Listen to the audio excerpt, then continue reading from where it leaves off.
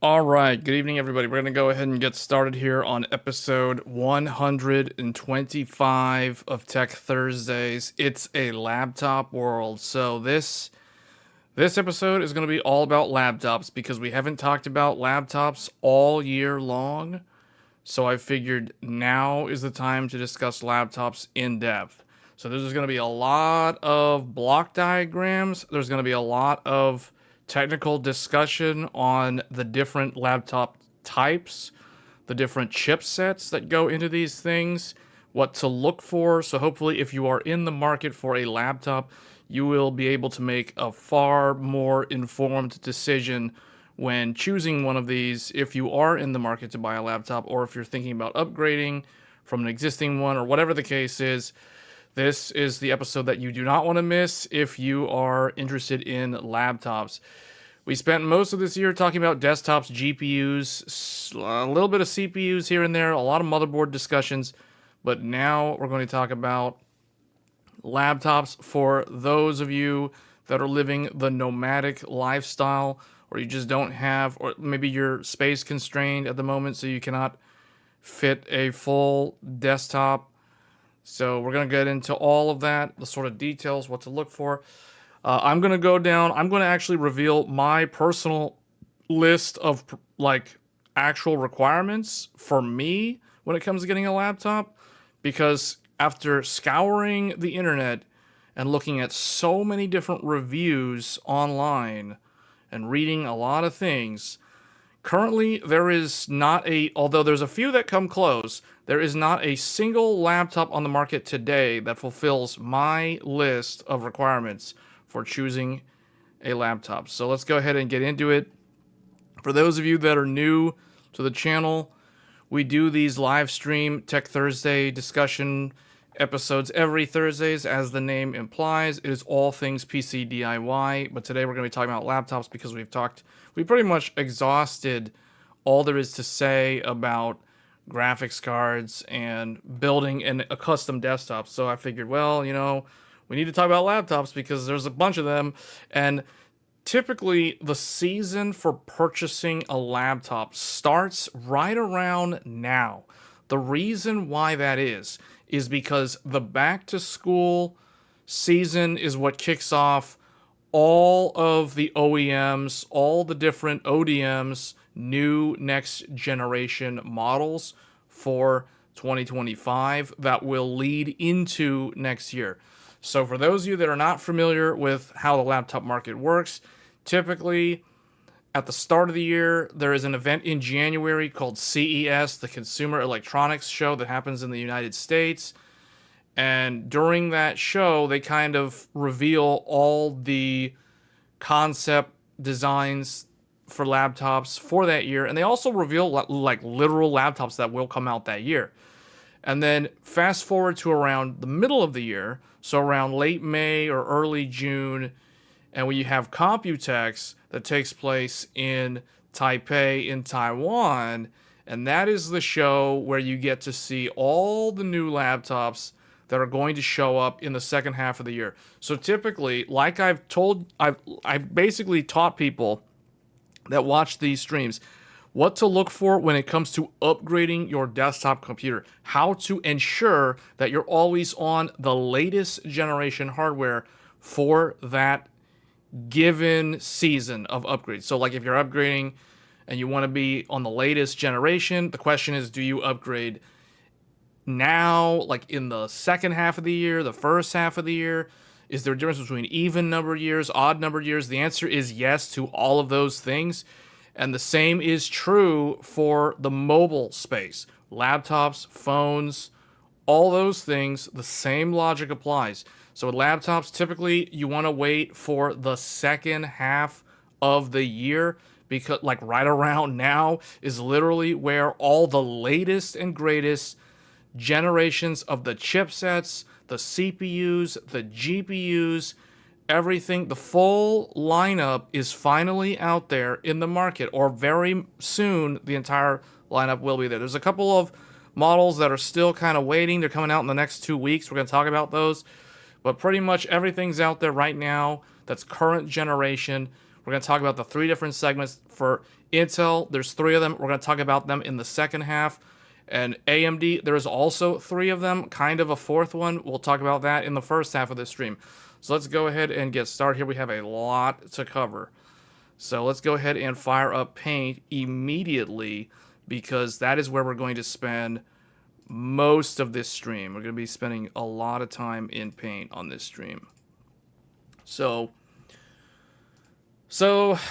you might notice there's a poll for which type of laptop do you have. Maybe you don't have one. That's totally fine. Typically, a lot of people that watch my content tend to be focused on the desktop space, and laptops are either secondary or they just are ignored or all out irrelevant. But I am someone who needs to have a laptop for work and for travel and that sort of thing. So I think that laptops are a very important part of the computing space for your average consumer these days. The other thing too is a lot of tech enthusiasts seem to forget that the vast majority of consumers, regular people, will call them normies, average consumers, whatever you want to call them, most people out there do not have, believe it or not, do not have a desktop computer, but they have a laptop computer. It is far more common to run into a random person on the street in your everyday life, and that individual most likely has a laptop and they don't have a desktop. So the laptop space is an enormous chunk of revenue for the client computing segment for both AMD and Intel, and the OEMs like Asus, Dell, Lenovo, all those guys who are known for making the different laptops. So this is a much bigger chunk of the pie when it comes to the market size for the consumer market. So meaning laptops are more important to AMD and Intel than the desktops, believe it or not. Now, AI is sort of having somewhat of an impact on that, but not really, not in the traditional sense, because AI is typically suited for GPU workloads, or GPUs are suited for AI workloads, I should say. And the higher end desktops, meaning Threadripper, Intel's Xeon, that kind of stuff is way more suited for that sort of thing from a home lab, a prosumer, an amateur person doing AI, that sort of thing. Otherwise, if you're talking about enterprise and businesses, obviously they're going to be buying like servers and things like that, so they wouldn't even be looking at consumer grade hardware for those things. Okay. So for this, okay, well, let's list the different chips. So the way I like to think of this hierarchy is you have the chip designers, and you have the OEMs, and you have, well, let's do chip designers. So I like to involve the audience in these discussions. So we're going to list 4 chip designers. There's mainly 4. There's actually more than 4, but for all intents and purposes, there's really only 4 chip designers that have a significant brand recognition in the mobile space. So I'll give you guys one of them, and then you guys have to list the remaining 3. So the first one we will list, because someone already said it, Apple. Apple is a chip design company. They design their own silicon, and then they go and they have TSMC build the chip for them, and then they put them into these laptops that Apple makes. So Apple is a kind of a fully vertical integrated, except for the chip manufacturing piece. Apple pretty much does all the design in-house. They don't outsource any of that. So they used to rely, years ago, they used to rely on Intel. It wasn't that many years ago. They relied on Intel for their CPU chips, and they relied on AMD for their GPU chips. Now, today, they pretty much do everything by themselves.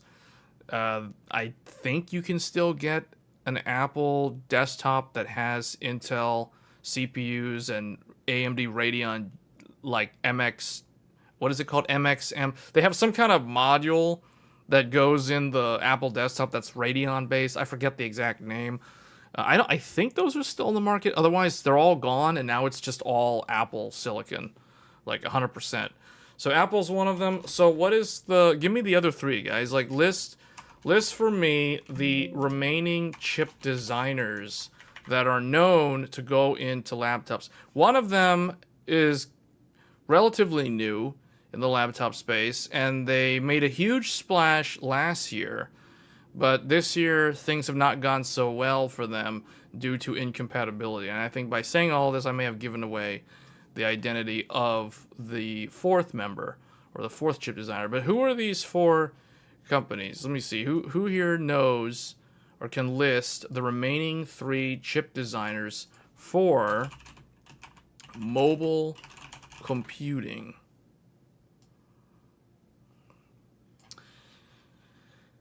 Okay, Snapdragon is a brand, but you're on the right track. Snapdragon is actually what they call their actual product. So that would be like saying M4. You know, like Apple has the M series processors. So calling something Snapdragon, that's like me saying M4 Max is a chip design company. So that's not exactly what I'm looking for, but that is one of them. That's the actual product of the company. I'm looking for the company's name. AMD, Intel, okay, those are two of them. Dell is not one of them, and Lenovo is also not one of them. Those are not chip designers. Qualcomm, Max got it. Qualcomm is the last one. Qualcomm, I think it's, is that how they spell it? I think it's two C's, Qualcomm. Yeah, that's right. Okay, these are the four companies that I was looking for. These are the correct answers to the exam, or this test question, I guess. Apple, AMD, in no particular order, Apple, AMD, Intel, and Qualcomm. Qualcomm is the newest member. They make the Snapdragon. So these are the, okay, people are starting to list other companies like MediaTek and NVIDIA, and those do chip design, but they're not what I was looking for. I guess I should have specified chip designers for mobile CPU computing. There, that makes it more specific. Otherwise, we would start listing too many companies. Like Samsung would also be included then if you're starting, and SK Hynix, and you know, like it's Micron. It'll just get too long. So these are the four that I'm focusing on for tonight's discussion. We're not going to talk about Apple, and we're not going to talk about Qualcomm.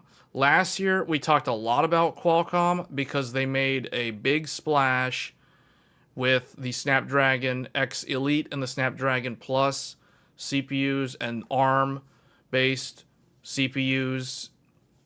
So those are the four that I was looking for. But for this discussion, we're going to focus on AMD and Intel. Yes, AMD and Intel. That's all we're going to talk about on this stream. Well, we are also going to talk about the ODMs, or the OEMs, so the ones who actually make the laptops. So we're not going to talk about Apple. We're not going to talk about Qualcomm. So let's move on now. So we've established that there are four chip designers. We're focusing on x86 laptops, so that should help narrow this down. We're not going to talk about ARM. We'll talk about ARM in another episode of Tech Thursdays at some point in the future. Qualcomm has not refreshed their lineup this year. They will refresh their lineup next year. I don't know. They're probably having to reevaluate their strategy in the mobile laptop space because they weren't really that successful. And part of that is really kind of Microsoft's fault because Apple has proven that you can make ARM look really, really good. Like so good that it's basically a monopoly when it comes to energy efficiency.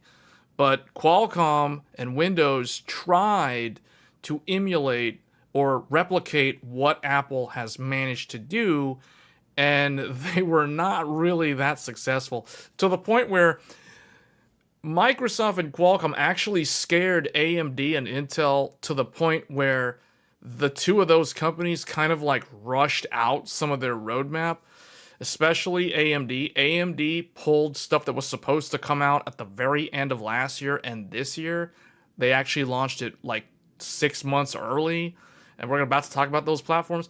Intel also kind of pushed some of their stuff, especially Lunar Lake. Lunar Lake came out last year. Lunar Lake was kind of supposed to be like, I think 3 or 6 months later, but it came out early. So they kind of scared the two of them. But at the end of the day, because of software compatibility issues with Windows and ARM, and also like people trying to run Linux with these ARM-based laptops and having mixed results and not having a lot of support, it was all community-based support. It just didn't really work out too well. So in the end, Intel and AMD kind of won in that little skirmish between Microsoft or against Microsoft and ARM. So very, very interesting stuff. And the other thing too, AMD and Intel both wanted to take on Apple in an indirect way. So the way they fought back against Qualcomm was they kind of rushed some of their products out. So let's talk about AMD first, because AMD is probably the easier one. Well, depending on how you look at it or how familiar you are with the current offerings, AMD's lineup is kind of easy to understand, but also can be very confusing, particularly because of the names of their products in the mobile space. So AMD has, we'll say they have 3, maybe 4 CPU product lines for laptops, for the laptop space. So who here can tell me what those, at least I'm looking for 3. You don't have to list the 4th one, because the 4th one's probably going to confuse some people. But I think most of the enthusiasts that watch this channel know that AMD and Intel both set out to prove that x86 is capable of going head-to-head against Apple. The two of them did it in drastically different ways. Intel's way of fighting against Apple and proving to the world that x86 is alive and well was through the launch of their Lunar Lake last year, when they made Lunar Lake come to market with 8 P-cores and 8 low power efficiency cores for a total of, did I say 8? 4 P cores and 4 low power efficiency cores for a total of 8 cores, 8 threads, with integrated DDR5. It was LP DDR5X, like literally on the SoC. The Lunar Lake platform from Intel proved to the world that you can make an energy efficient x86 chip. However, the only downside to Lunar Lake was that it was an all-in-one design and it could only do up to 8 threads, and it was limited to 32 gigabytes of memory. You could not scale beyond 32 gigs of memory. Also, Lunar Lake, very similar to Apple, does not allow for a discrete graphics card to be attached. So Lunar Lake was a very interesting product to come out of Intel, a company that has been getting a bad reputation in recent years for not being energy efficient. So Lunar Lake was like the complete opposite of that. It was very, very energy efficient. So AMD decided to tackle the challenge of proving to the world that Apple is not the best. They went and did it in a different way. They created a product, and I see someone has already listed. Well, has anyone actually listed it? AI Max. AI Max is actually what I'm looking for. So something called the code name. We'll talk about Ultra Premium Segment. This is known as the Ultra Premium Segment. So in the market, in the laptop space, laptops fall into 3 categories. Number 1, ultra premium, which can also mean thin and light. There's an Intel terminology for this. It's called the Ultrabook. Intel coined that phrase years ago, but now people refer to this segment as the thin and light premium or the ultra premium laptops. So AMD wanted to create this because this is the segment that Apple has kind of held a monopoly in terms of the only Mac stuff that you buy in a laptop form. There's like 2 different choices. You either buy the MacBook Air, which is a super thin design, or you buy a regular MacBook.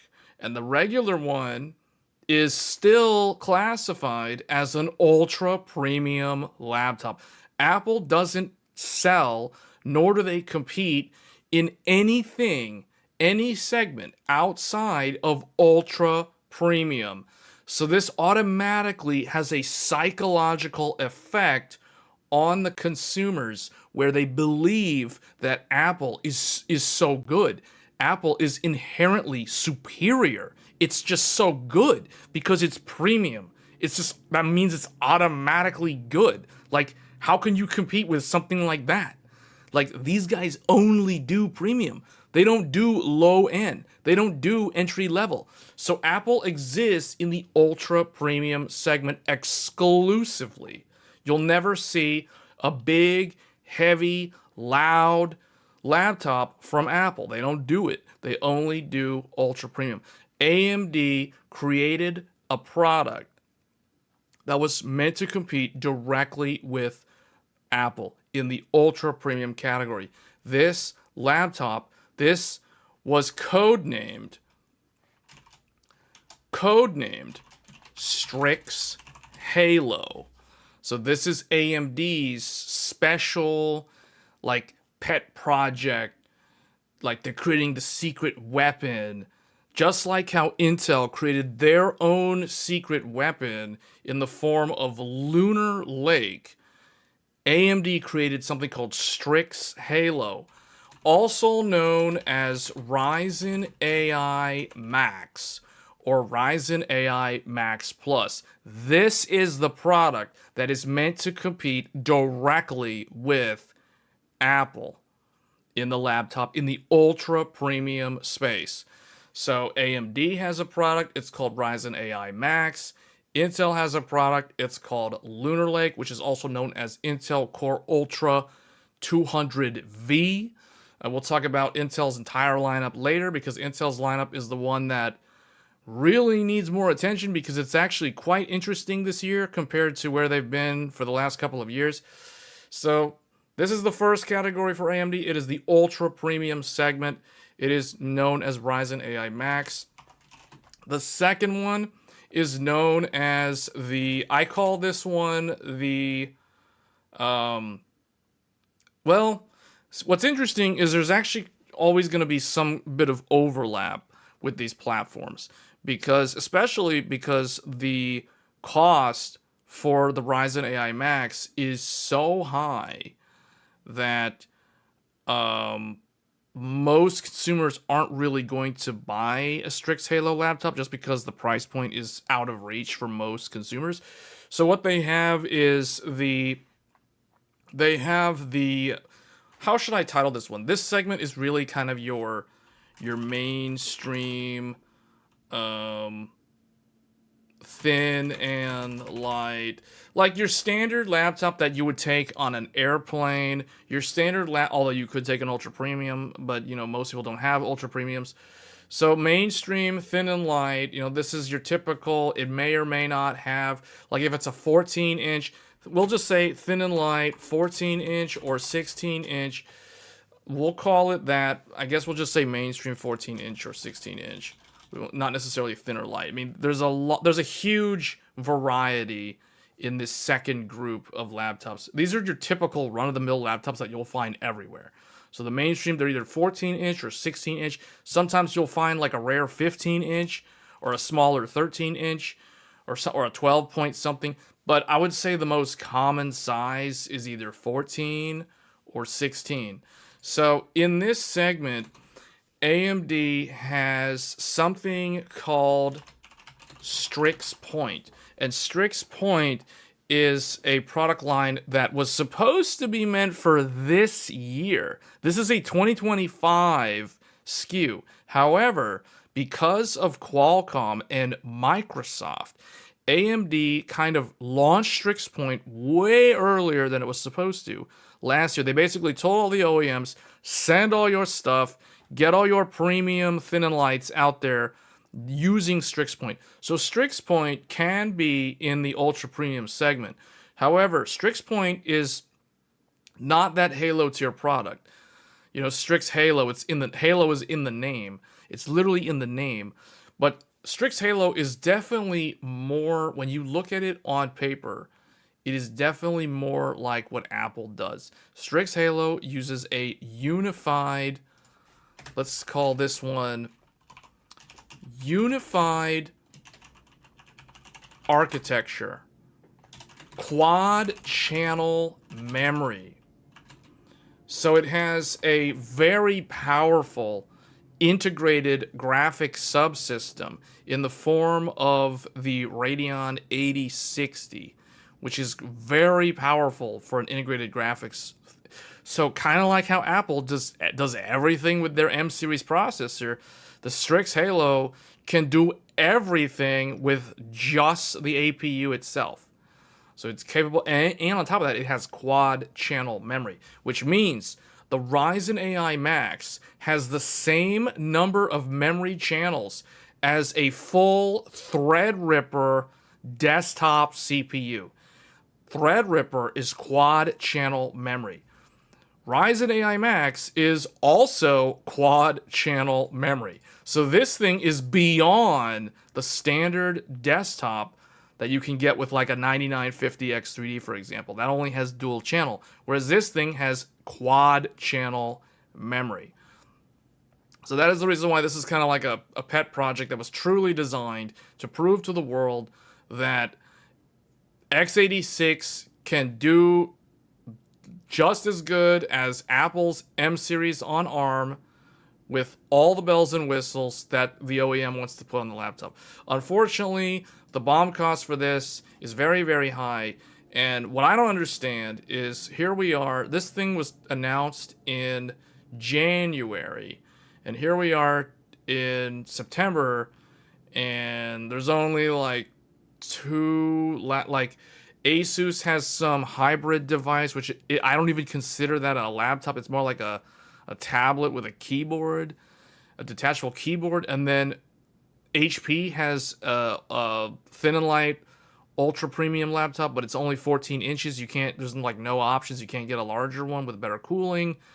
There is actually a very nice, supposedly there's a Ryzen AI Max from a Chinese OEM over in China, and I looked at the pictures on that thing and I was like, man, somebody stole some Legion cases, some laptop chassis from Lenovo, and they made their own little like Chinese Strix Halo laptop, because it's literally what it looks like. It looks like a Legion without the Legion logo.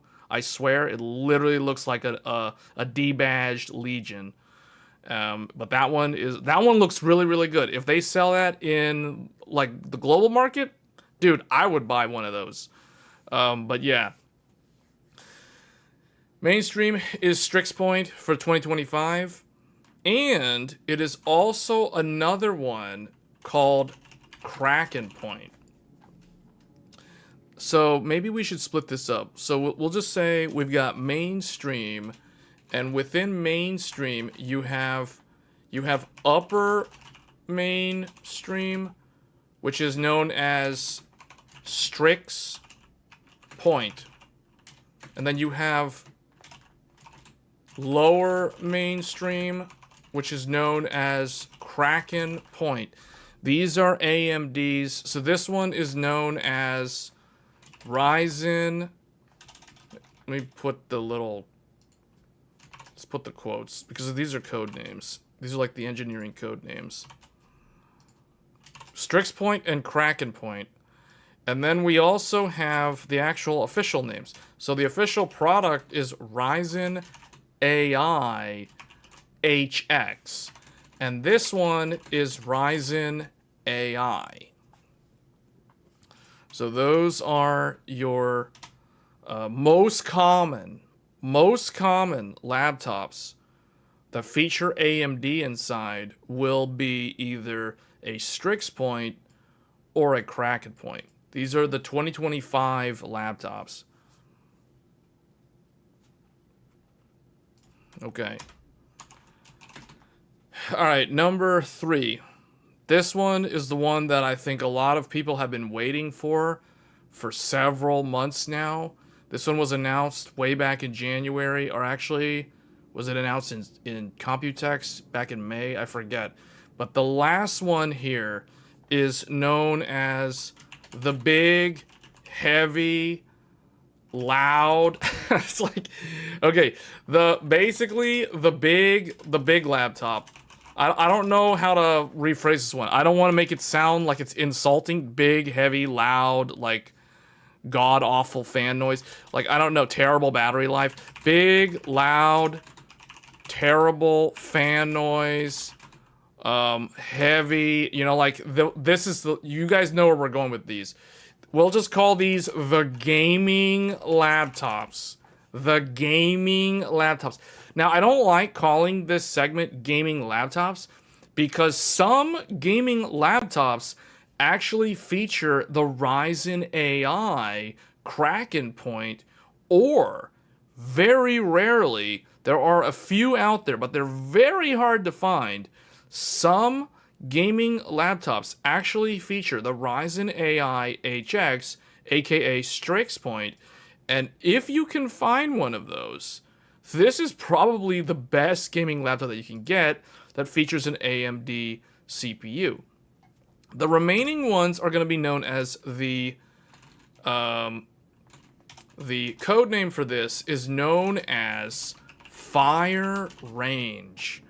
Fire Range. And these laptops are your, when you think of a gaming laptop, you think of the big, heavy, RGB laden, you know, loud, big fans, dual cooling system or triple fan cooling system. You know, that is what these laptops are. These laptops are meant to go with the discrete NVIDIA RTX 50 series GPUs. So these are known as the what is this called? The Ryzen, what is it? 9955 HX. Is that right? Is it HX? And the Ryzen 9 9955 HX3D. So these are your ginormous, super heavy, loud, terrible battery life laptops.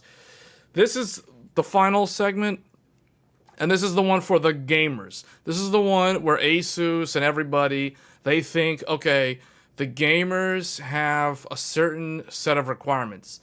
The gamers want fast monitor refresh, so you're gonna see stuff like glossy OLED displays with like I don't know, 165 hertz or better, you know, or maybe 240 hertz or whatever. Like that's typically what you'll see in these type of laptops.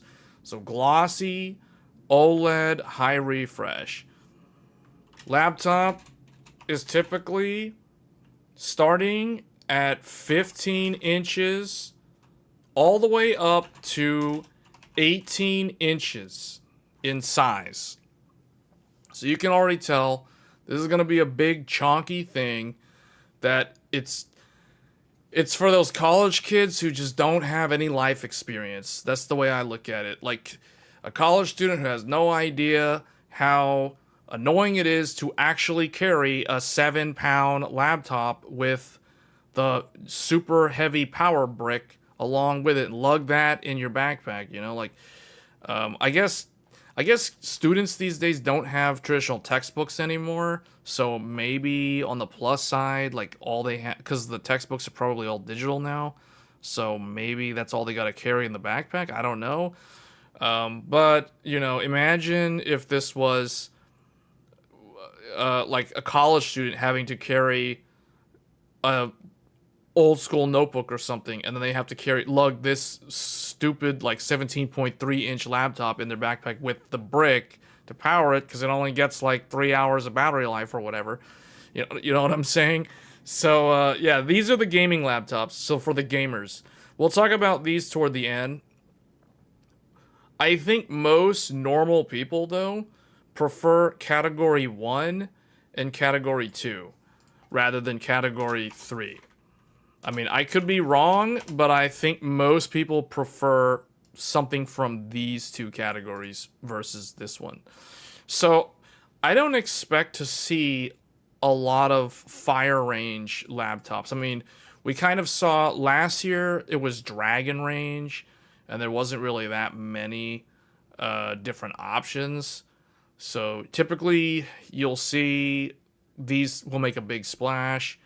With I'll give you guys an example. HP Omen has these. So if you're looking for a gamer's laptop, you're gonna look for HP Omen. Let's actually list the brands now. So the brands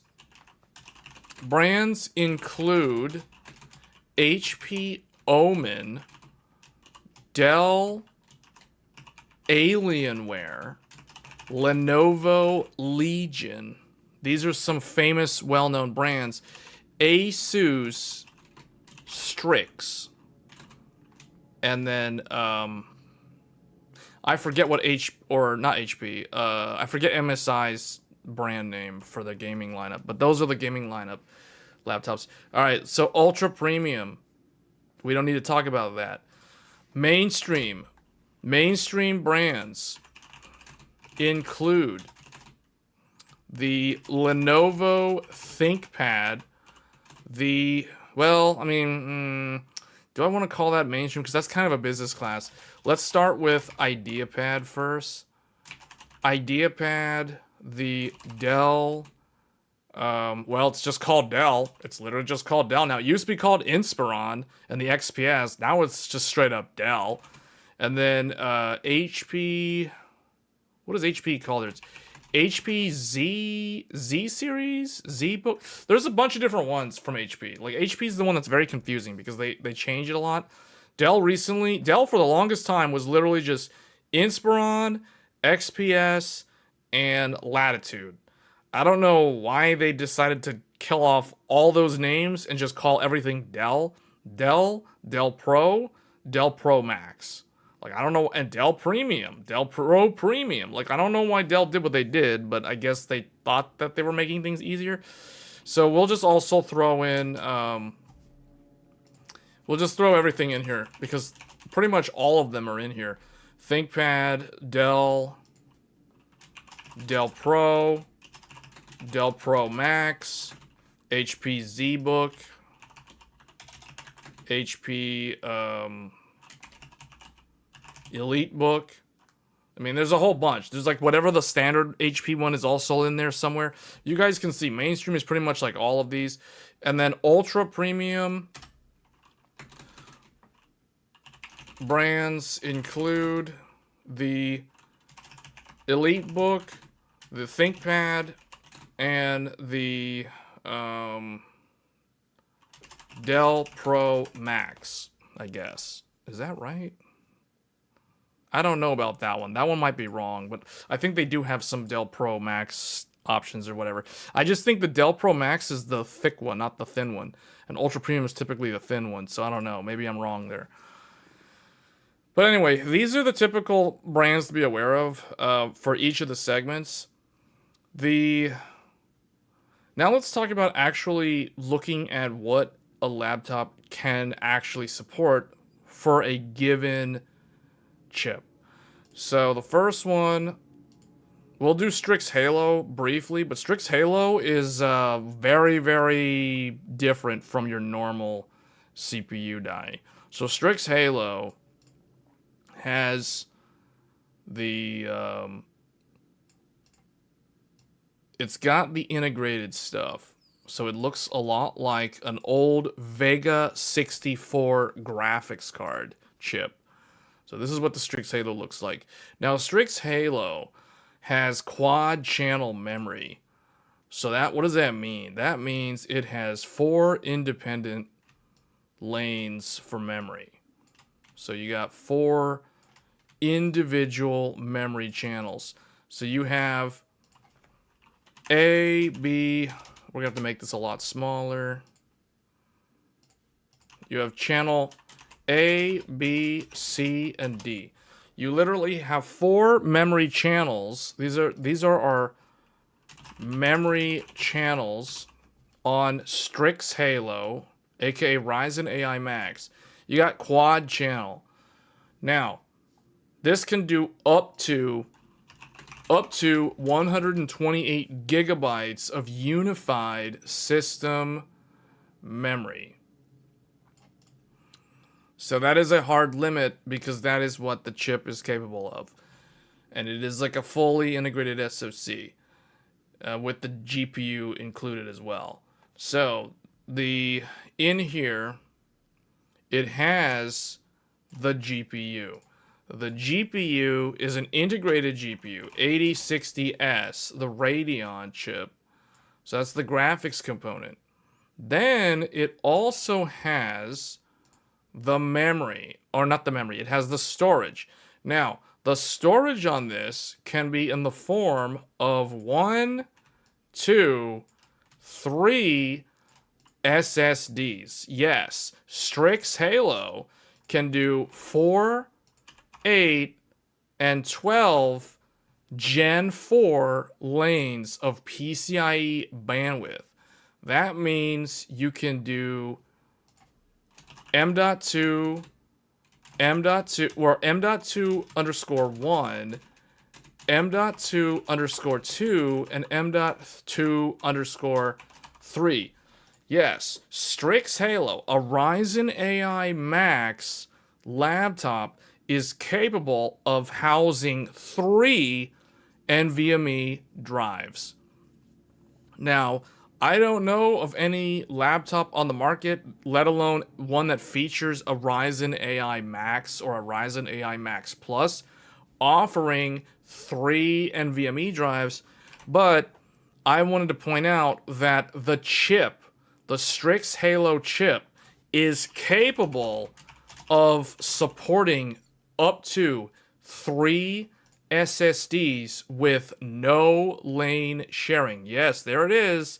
Lane sharing. It's back into the discussion.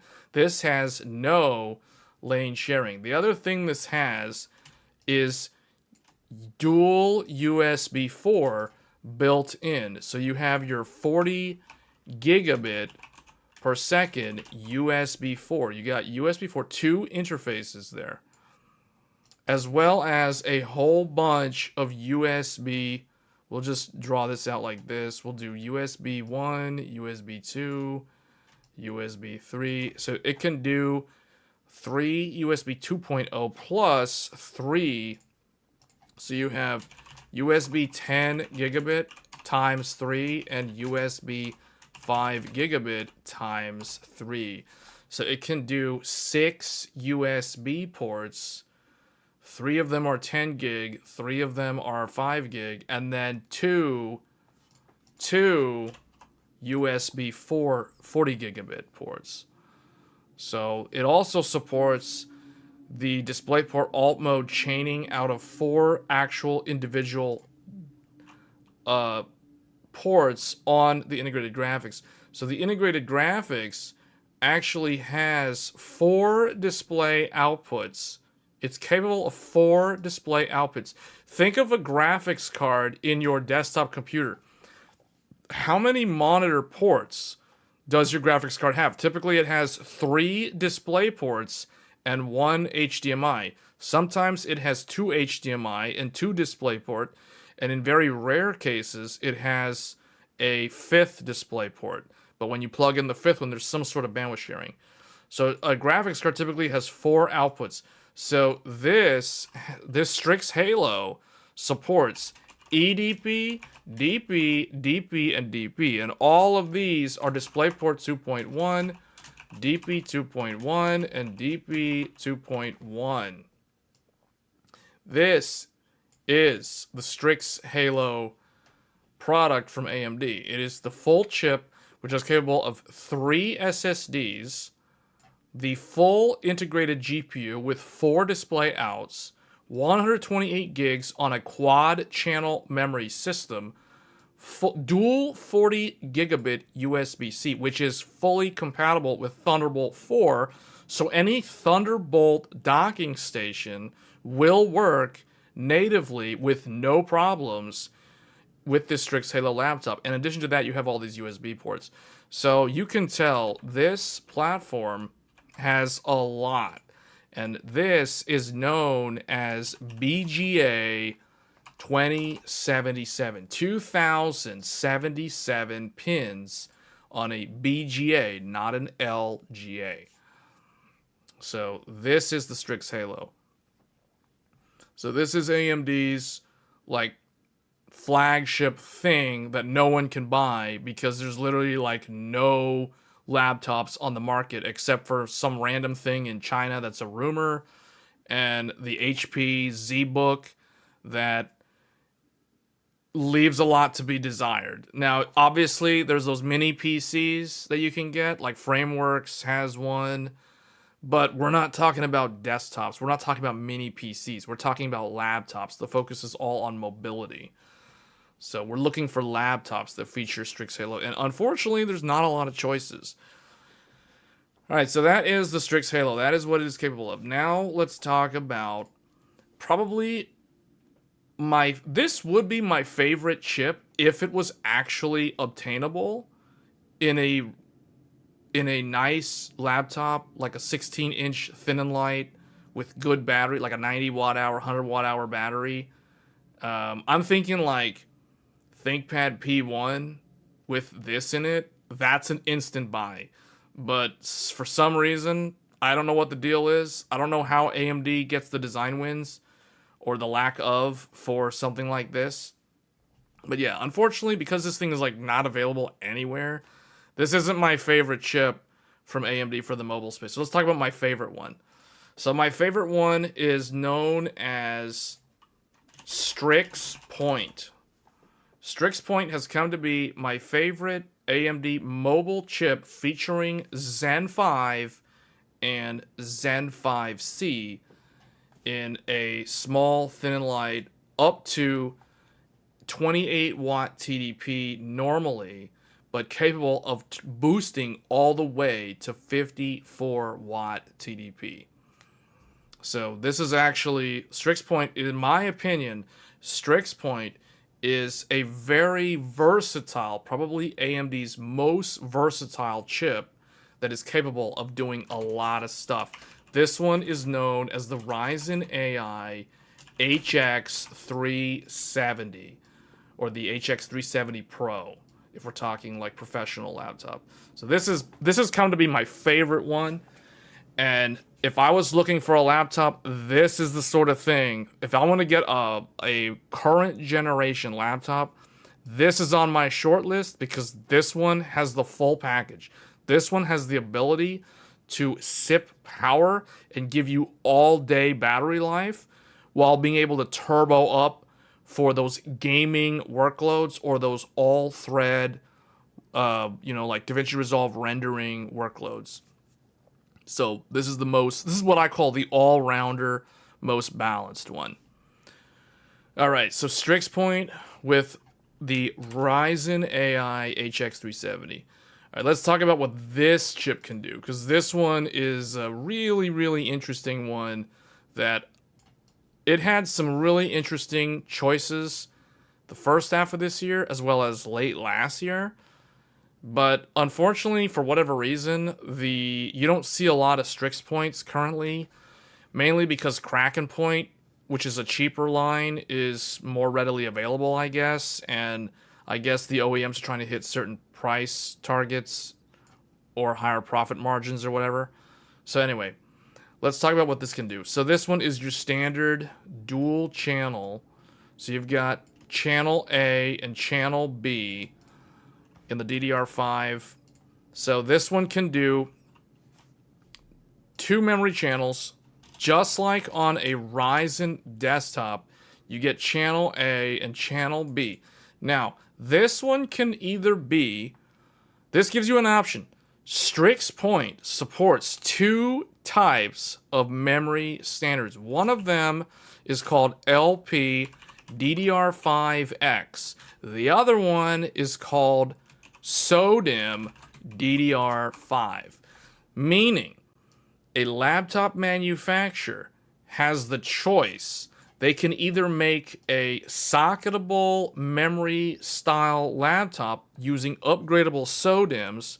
Think of those like your regular DDR5 sticks. You can actually upgrade, meaning it is upgradable, or it can use soldered DDR5. So last year, all the Strix Point laptops featured LP DDR5X. And the reason why everyone went with LP DDR5X is because the Snapdragon laptops were also being built on LP DDR5X. So everyone was just buying up LP DDR5X and they soldered them on their main boards for all these laptops. That's why you couldn't buy a Strix Point until this year with actual upgradable SODIMM. But now you can. So LPDDR5X or SODIMM, it can be either or. It supports both memory standards. It also, similar to Strix Halo, it has a display configuration for 4 display outs, up to 4. So you have your EDP. You always got to have your EDP. For those of you that don't know what EDP is, EDP stands for Embedded Display Port. Embedded Display Port is the interface that your laptop screen uses to connect to the main board. It is a different physical interface than your standard display port. And now I realize I did this all wrong. But anyway, this is DP 2.1, all of them. All of them are 2.1. They could be HDMI. So we'll just say that or HDMI. I think it's HDMI 2.0. It's either 2.1 or 2.0, I forget. But we'll just say HDMI. So you can do EDP, DP, or HDMI on all of these. And now obviously the display on the laptop is going to take up one of them. But you have 4 interfaces for 4 display outs. The chip is known as, in terms of the socket, this is BGA 1140. So Strix Point has 1,140 pins on a BGA soldered onto a main board for a laptop. It also includes, and I forgot to include this in this one, but in here there is a 50 tops NPU. That same NPU is featured in the Strix Point design.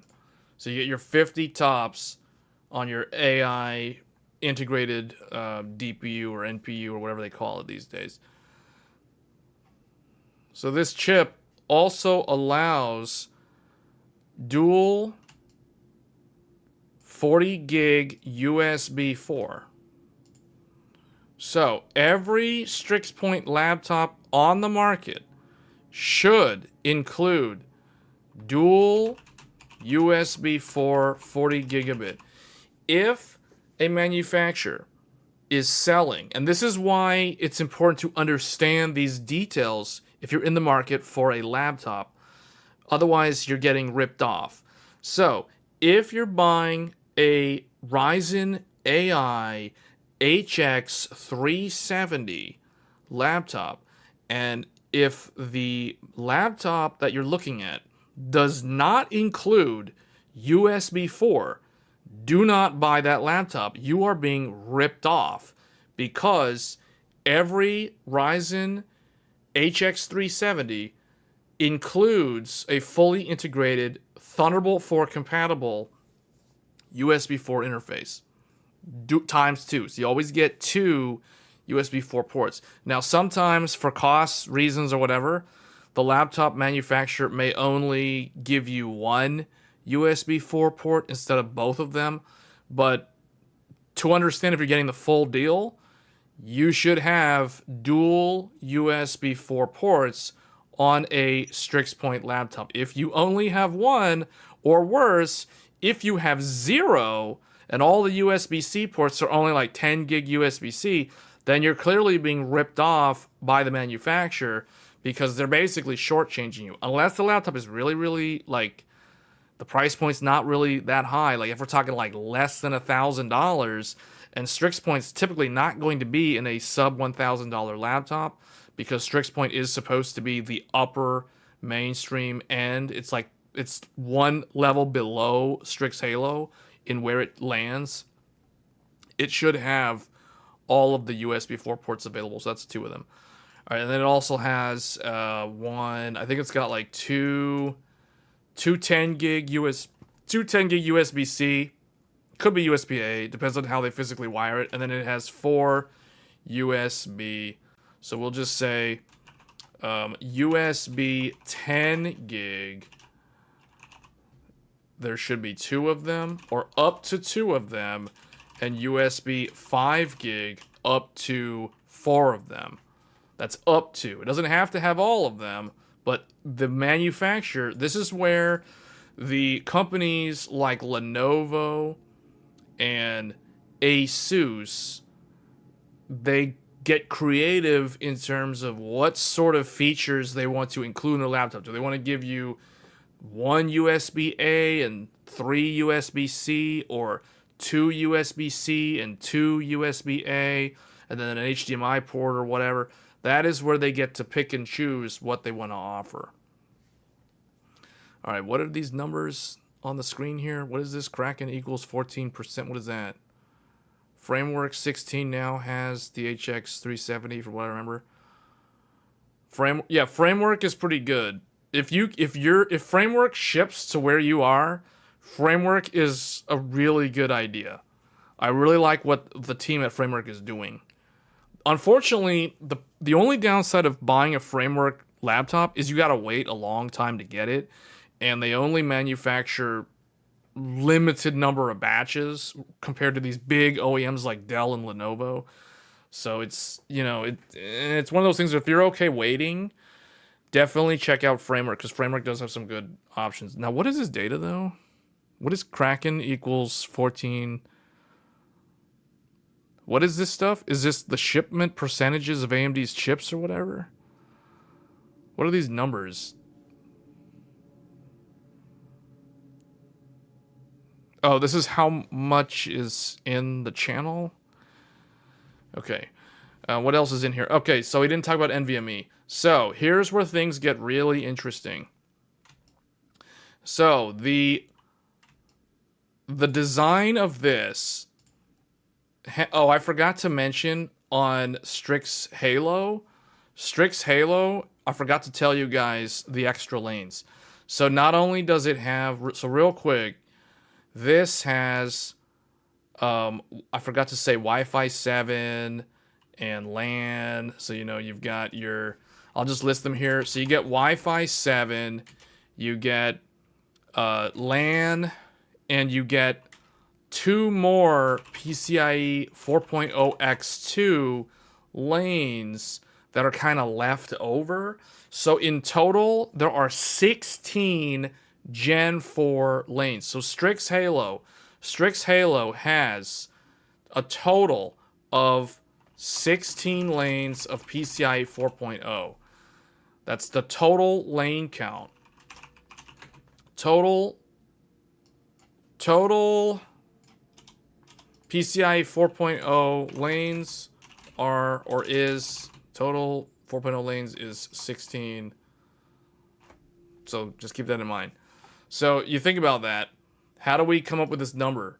Well, 4 plus 4 plus 4, that's 12 lanes. Where are the remaining 4 lanes? 1 lane is here, 1 lane is here, and then you have 2 left over. So technically, if a laptop manufacturer wanted to truly max out a Strix Halo, they could give you 4 M.2 drives on a Strix Halo laptop. Now that is insane, and I don't expect anyone to do that.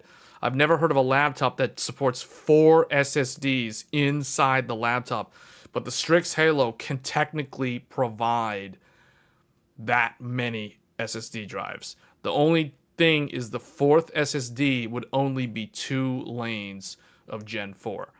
But keep that in mind. They could also do old school SATA 2.5 on one lane. So they could give you 5 drives on a Strix Halo, 3 NVMe, and 2.5-inch SATA. Now that would be a chonky, thick, giant laptop at that point, but the silicon supports. I'm just telling you guys what the silicon supports, and the Strix Halo chip is capable of that many things.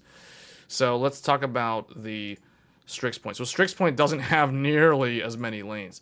So you have 4 lanes for your primary M.2 drive, and then you have 8 lanes.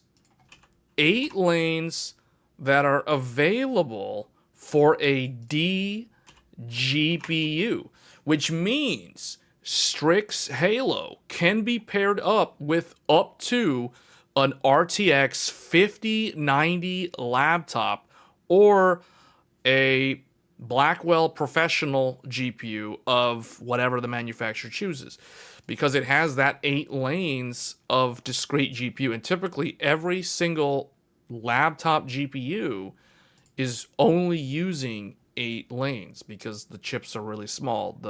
They literally don't have enough physical pins on the PEG connector there. So 8 lanes for a discrete GPU, and then the remaining lanes, there's 4 more of them in here. So in here you have Wi-Fi, LAN, and then 2 more lanes. So you have Wi-Fi 7, LAN, and 2 more lanes. This is the remainder of what the Strix Point laptop can do. So what that means is the Strix Point can do up to 2 SSD drives, assuming it has a discrete GPU. Typically, this is going to be an RTX 5060 or 5070 or 5080 or 5070 Ti laptop GPU. And then you can do a single NVMe plus a second NVMe. A good example of a laptop that leverages everything that Strix Point offers is the Asus ProArt P16. The Asus ProArt P16 literally maxes out the chip. You can do 2 SSDs on the Asus ProArt. You have full Wi-Fi 7. You have a discrete NVIDIA GPU. You have USB 4. You got your dual USB 4 Thunderbolt ports on there. I think you get 2 of them. I know you would get at least 1 of them, but I think you get 2 of them. And then you have the HDMI out, and then you have the LPDDR5 up to 64 gigabytes of LPDDR5X.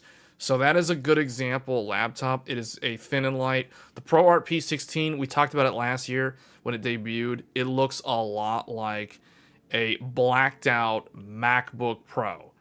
So that is a really good example of what a Strix Point laptop should look like.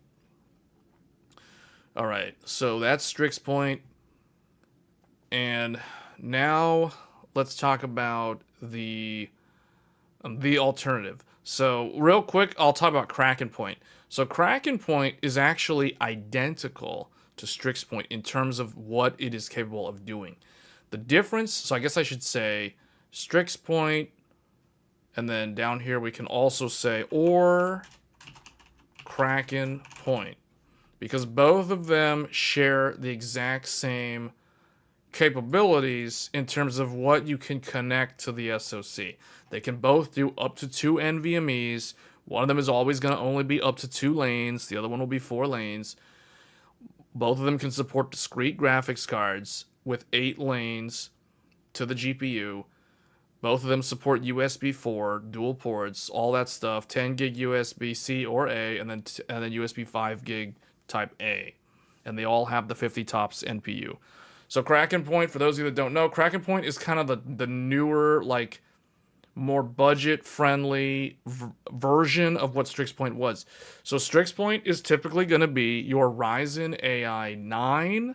Kraken Point is going to be your Ryzen AI 7 and your Ryzen AI 5. Now, there is a very rare and it might have already been discontinued from AMD, but there is an extremely rare Strix point that is actually a Ryzen 7 Strix point that features 8 cores. So it is 3 Zen 5 cores and 5 Zen 5C cores. Now, the reason why I'm bringing this laptop up is because you can no longer buy this laptop brand new. But the laptop that I actually use as my daily driver, this is a ThinkPad T14S that features the rare Strix Point 8 core. So the Ryzen 7 Pro 360. So it's extremely rare. So I've got one of those in this 14-inch thin and light premium business class laptop right here. So that is my normal daily driver. So that's an example of the upper mainstream in the business class using a Strix point, not a Kraken point. Let's actually list the different SKUs. So Strix point has Ryzen AI HX 370, which is 12 core, 24 thread. The Ryzen AI 9 HX, Ryzen AI 7 360. This is the one that I have. This one is an 8 core, 16 thread. Kraken point features the Ryzen AI 7 350, which is also an 8 core, 16 thread. And the Ryzen AI 5 340, which is a 6 core, 12 thread. Now, there is a difference between the Ryzen AI 7 360 and the Ryzen AI 7 350.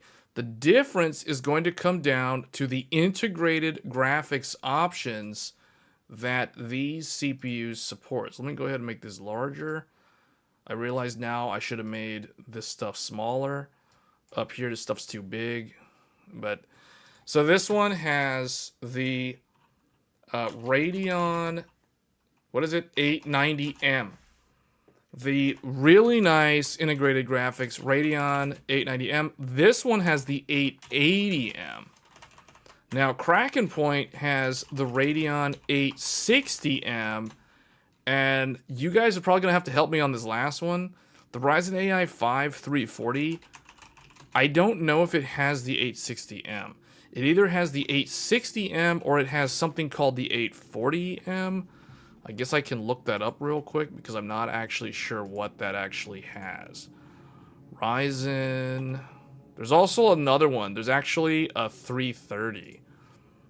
The Kraken Point has the 840M. So I was right. It has the 840M. Okay. So my daily driver laptop is this one right here. So it has an 880M with an 8 core 16 thread with like I think it's got like a roughly 60 watt hour battery in a super thin and light. It weighs less than 3 pounds. So it's a very light laptop. It's a 14-inch ThinkPad. So I'm actually very satisfied with that laptop. Now, it's very thin and light. It doesn't have any discrete NVIDIA GPU. So the one thing is it could have included an NVIDIA GPU, but it doesn't have one. So that's one of those things where the manufacturer gets to decide, do they want to include an NVIDIA graphics card with the SoC? They don't have to. Now, if they include the NVIDIA GPU, obviously the laptop's going to cost more money because you're going to have to pay for that NVIDIA GPU being included. The Z2 Extreme has the same CPU core count with the Z2 Extreme is using the Strix Point laptop. Yeah, Strix Point is really, really good. The reason why I really like Strix Point is because I like the efficiency of it. It is a fully monolithic design from AMD, and typically the monolithic designs have lower latencies, they have better energy efficiency because there's less transmission losses of energy because everything is like closer together. You don't have to deal with any sort of interposers or interconnects or anything like that. There's no IO die, there's none of that.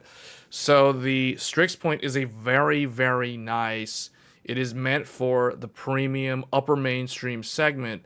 And the example you gave with the Z2 Extreme, because it is so efficient, it can be put into a handheld gaming device. That is how versatile Strix Point is.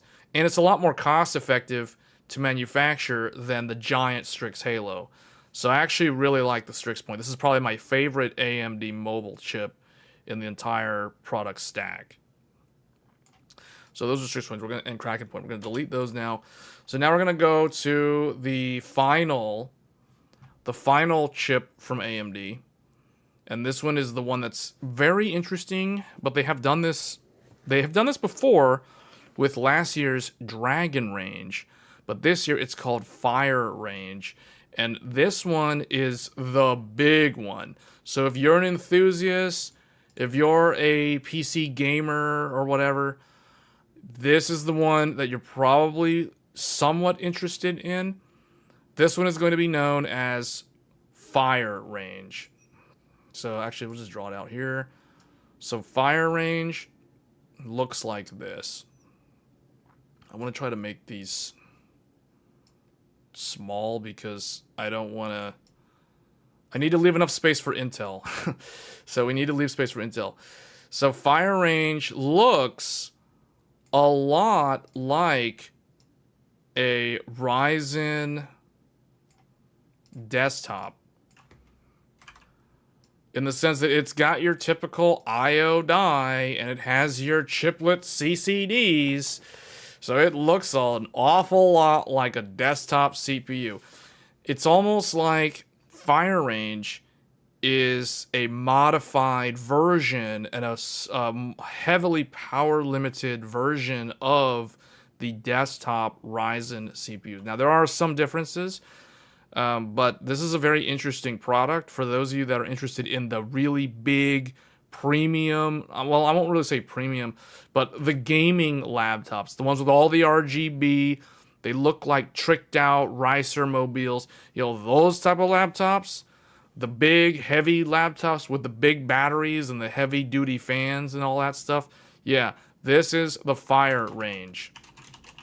Fire Range, which features the Ryzen 9 9955H HX and the 9955 HX3D, which is a new one.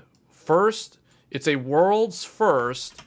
This year, AMD is offering the X3D option in the mobile space with Fire Range. Fire Range, just like your standard Ryzen desktop, features dual channel memory. So this is going to be channel A, channel B. Now, one thing to note, Fire Range does not support LPDDR5X. Fire Range exclusively supports SODIMM DDR5. It does not support any other memory standard. It cannot do CAM, it cannot do CAM2, it cannot do LPDDR5X. It cannot do any of those standards. That is the reason why, to me, Fire Range looks like a modified version of the standard desktop CPU. So it's almost like AMD took the regular Ryzen desktop CPU and they stuck it on a PGA socket and called it Fire Range laptop. Now, the other thing too is this is BGA 1718. This is kind of a dead giveaway that this is nothing more than a modified version of the desktop AM5. Because AM5 has how many pins? 1718 pins.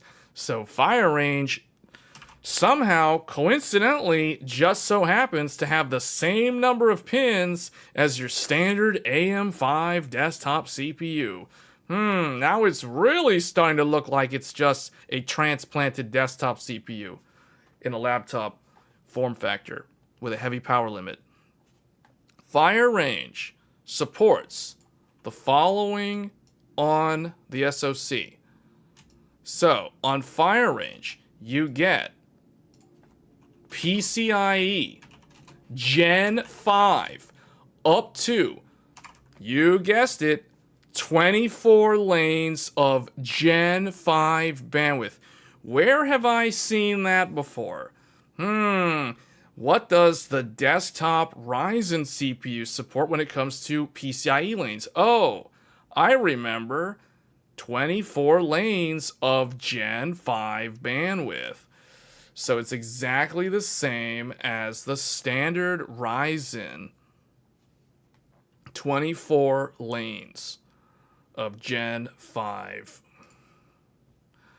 Alright, so what does that mean? That means we have Wi-Fi 7, LAN connection, NVMe taking up 4 lanes of Gen 5 bandwidth. And then we have 2 more lanes. And then over here we have 8 lanes for a GPU and 8 more lanes for a second GPU or whatever they want to connect. Or you guessed it, here it is, ASM 4242. Well, we're not going to go there because this is an optional thing. AMD did not mandate that USB 4 be a required feature for Fire Range laptops. And I really wish AMD mandated this just like they did with the desktop CPUs, because what you're going to see, I wouldn't be surprised, and I think I've already seen some of these laptops lacking USB 4 because AMD didn't require it from the laptop manufacturers. So you're going to see a whole bunch of these Fire Range laptops that are just completely lacking USB 4/Thunderbolt connectivity because AMD didn't make it required. Therefore, the OEMs are going to cheap out and not include USB 4 unless they want to sell like a more upscale premium offering. So which is unfortunate, because here you have 8 lanes for a D GPU. So you typically an NVIDIA RTX 5080 or anything 50 series, whatever GPU you can throw on there. You have Gen 5 bandwidth on that 8 lanes. Now they could do dual GPU, but what I think they should have done is they should have put the ASM for the USB 4. So optional, we're going to put here optional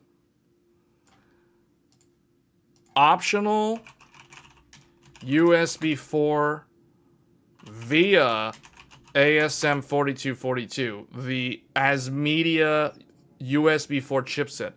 This is optional, which means it's going to be near to impossible to find a Fire Range laptop that features USB 4, let alone single port USB 4. So you have that. This would take up like 4 lanes right here. And then you have 4 lanes left over for, this could be an NVMe drive right there. So here you have 4 lanes for M.2 SSD. And then you have Wi-Fi 7, you have the LAN, and then you have, 1 or 2 more lanes for whatever. So they could do, this is 1, this is 1, this is 2. So they could do optional Optional M.2 2 lanes. PCIe X2. Optional. Keyword is optional. Again, optional M.2 or second D. No one's gonna do this, so we'll just not even entertain the idea of a second discrete GPU chip in a laptop. So we'll just say optional NVMe. So a Fire Range laptop, and I messed up because I have this circle here. Fire Range, in theory, can include 1, 2, 3 M.2 drives plus USB 4, or it could do 4 SSD drives where one of them is only 2 lanes. But then it wouldn't have USB 4, and definitely it should have USB 4. And then you have your NVIDIA 50 series card over here, because there are no Radeon discrete cards this generation, so it's literally NVIDIA or nothing. And this laptop is definitely meant to use a discrete NVIDIA GPU, because the integrated graphics in this is really, really bad. So the integrated graphics on this is known as the, what did they call this thing? It's like super low end. It's like Radeon, what do they call this? It's like Radeon 610 or something. Radeon 610. I forget the actual name, but it's like super weak. It's basically the same integrated graphics that are in the Ryzen desktop CPUs. So, not really that good. You know what I mean? So, I'll give you guys an example. The integrated graphics in a Fire Range laptop has no AV1 encoding. The integrated graphics in Strix Halo, in Strix Point, and Kraken Point all have AV1 encode support. So keep that in mind. So Fire Range is literally just a desktop shrunken down and like squeezed into a laptop form factor, as far as I'm concerned. The only positives that I see out of Fire Range is the gaming performance will be unmatched, because it has the X3D option, and it has the potential for a PCI Gen 5 graphics card, because this is all Gen 5 lanes. So the one thing about it, the most positive thing I can say about Fire Range is that it's Gen 5 lanes. It's exclusively Gen 5 lanes. All these lanes, every single thing here is all Gen 5, or up to Gen 5. Meaning the CPU can talk to all these peripherals via Gen 5. Whereas Strix Point and Strix Halo are only Gen 4 capable. These do not have Gen 5 protocol on the PCIe bus. Okay, so that's it for AMD's lineup. AMD, so typically I like to think of it as you've got the Strix Halo, which no one can buy. There's the Strix Point and the Kraken Point, which is pretty much, I would say, this is going to be the lion's share of AMD's laptop sales this year. Like, I wouldn't be surprised if this is like 95%, or, well, okay, maybe not 95%.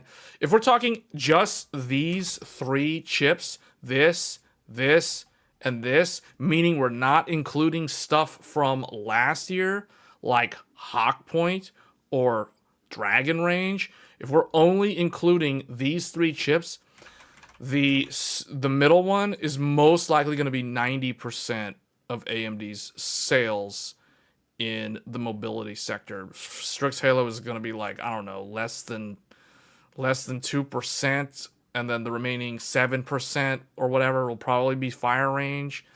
But good luck trying to find a good Fire Range laptop, because I was looking at the Fire Range laptops, and man, boy, do the manufacturers, they dropped the ball on a lot of those Fire Range laptops. A lot of them do not know what they're doing with Fire Range. Like, MSI tried really hard but it's like, where is USB 4? USB 4 better be on the laptop, and it's not on a lot of these. So, man, AMD really screwed up with fire range. Like, they should have made USB 4 mandatory. Because what's going to happen, I can see it now, where Intel, you're going to have an Intel gaming laptop and an AMD equivalent with fire range. So you're going to have like a 285HX Arrow Lake versus a 9955HX 3D. And I can see it now. There's going to be people complaining in the comments like, how come the AMD one doesn't have Thunderbolt? How come the AMD one doesn't have USB 4, but the Intel one does? Well, it's because AMD didn't mandate that they put USB 4 on the laptop. And you'd be surprised. Like, some of the people watching the stream don't care about USB 4. So it's like, oh, it's just USB 4. Who cares? As long as it wins in gaming, I'll get that. You know, well, I mean, I guess, but it's like, it could have had it. I'm just saying it could have had it. So you're kind of getting shortchanged. But if you're buying the Intel version, you're not getting shortchanged because you are getting the USB 4. So I don't know, man. We're about to talk about Intel, though. Intel's lineup is also very, very interesting. Probably a little bit more interesting than the AMD lineup. But yeah, AMD, so for those of you wondering, these are the 3 chips. These are the ones to be aware of. There's 2 different versions of this. There's another one that I don't know. Do you guys want me to talk about Hawkpoint again? Hawkpoint, actually, there is a rebrand of Hawkpoint. It's back as the Ryzen AI 200 series, the 260 in particular. Hawkpoint. So Hawkpoint is really cool. And Hawkpoint's not going to go away. And the reason why Hawkpoint just straight up won't quit, even though it's Zen 4 architecture at this point, Hawkpoint has more lanes than Strix Point and Kraken Point. Hawkpoint has everything you see here. So let me try to copy this. So Hawkpoint, except I don't know if it has Wi-Fi 7. It might have Wi-Fi 7. I think the new ones do. So Hawkpoint is basically, let's say this is Hawkpoint. Hawkpoint, aka Ryzen AI 7 260. Now, Hawkpoint, unlike Strix Point and Kraken Point, has an additional 4 more lanes. It has 4 more Gen 4 lanes. For what? This is the Achilles heel of AMD this generation with the newer one with Strix Point. Hawkpoint allows for 2 NVMe drives that both run at 4 lanes each because it has the extra 4 lanes. So in addition to that, you can still do a third SSD off of just 2 lanes because you still have your extra 2 lanes, just like on Strix Point. So Hawkpoint, aka Ryzen AI 200, is the Hawkpoint. So if you see a laptop that has like an AI 7 260 in it, that means it is Zen 4, and it is actually Hawkpoint in disguise, aka it's a rebrand. But it means that most likely that laptop is going to give you 2 SSDs and USB 4 and a discrete graphics card. So Hawkpoint is actually really, really good value. And that's the reason why it is not going away. We talked about Hawkpoint last year during the holiday season when people were shopping. You could get some really good deals on Hawkpoint. Those of you who don't know what Hawkpoint's original name, Hawkpoint had a name. I forgot the name it was called before Hawkpoint, but it was basically Ryzen 7000 HS. And then it got rebranded last year as Ryzen 8000 HS. So like an 8840 HS, Hawkpoint. Now it has a new name. It is called Ryzen AI 7 260. So really, really good value. Still very performant, very energy efficient. Not quite as energy efficient as the newer Zen 5, but I think this will still make a huge chunk of AMD's mobile sales this year, carrying over from, even though it's the same generation from the previous year. Dragon range is basically the Zen 4 equivalent of this. So we don't really need to talk about Dragon range. It's literally just this thing, except Dragon range did not have an X3D option. All right, so I guess that's kind of like the fourth AMD option, but it is really a rebrand of the old stuff. All right, so now let's talk about Intel, because Intel is where things get really crazy. Like, if you guys think AMD's complicated, well, I guess Intel's less complicated than AMD at the end of the day, because AMD, if you see a laptop with a 9000 number, that means it's fire range. If you see the word Ryzen AI, most likely it means it's either Strix point, Kraken point, or Hawk point. If it's a 200 AI, it's a Hawk point. If it's a 300 AI, it is a Kraken point, most likely. If it is a Ryzen 9 AI, it is a Strix point. So that's how to tell. So those are the ones that you really need to understand if you're looking for a laptop. And then Strix Halo is just kind of there. Like, no one's going to be buying it because it's impossible to get and it's too expensive. All right, so Intel's offerings for 2025 are all finally available on the market. Well, let's discuss Intel. Intel's mobile lineup in 2025, and it's actually quite good. So Intel, let's discuss what Intel came out with last year. So we were talking about Lunar Lake at the start of the stream.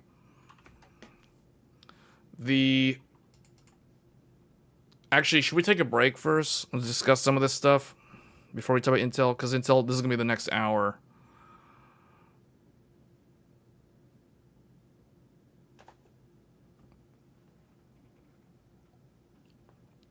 I don't know what that question is asking. Like, these are 50 top NPUs from AMD.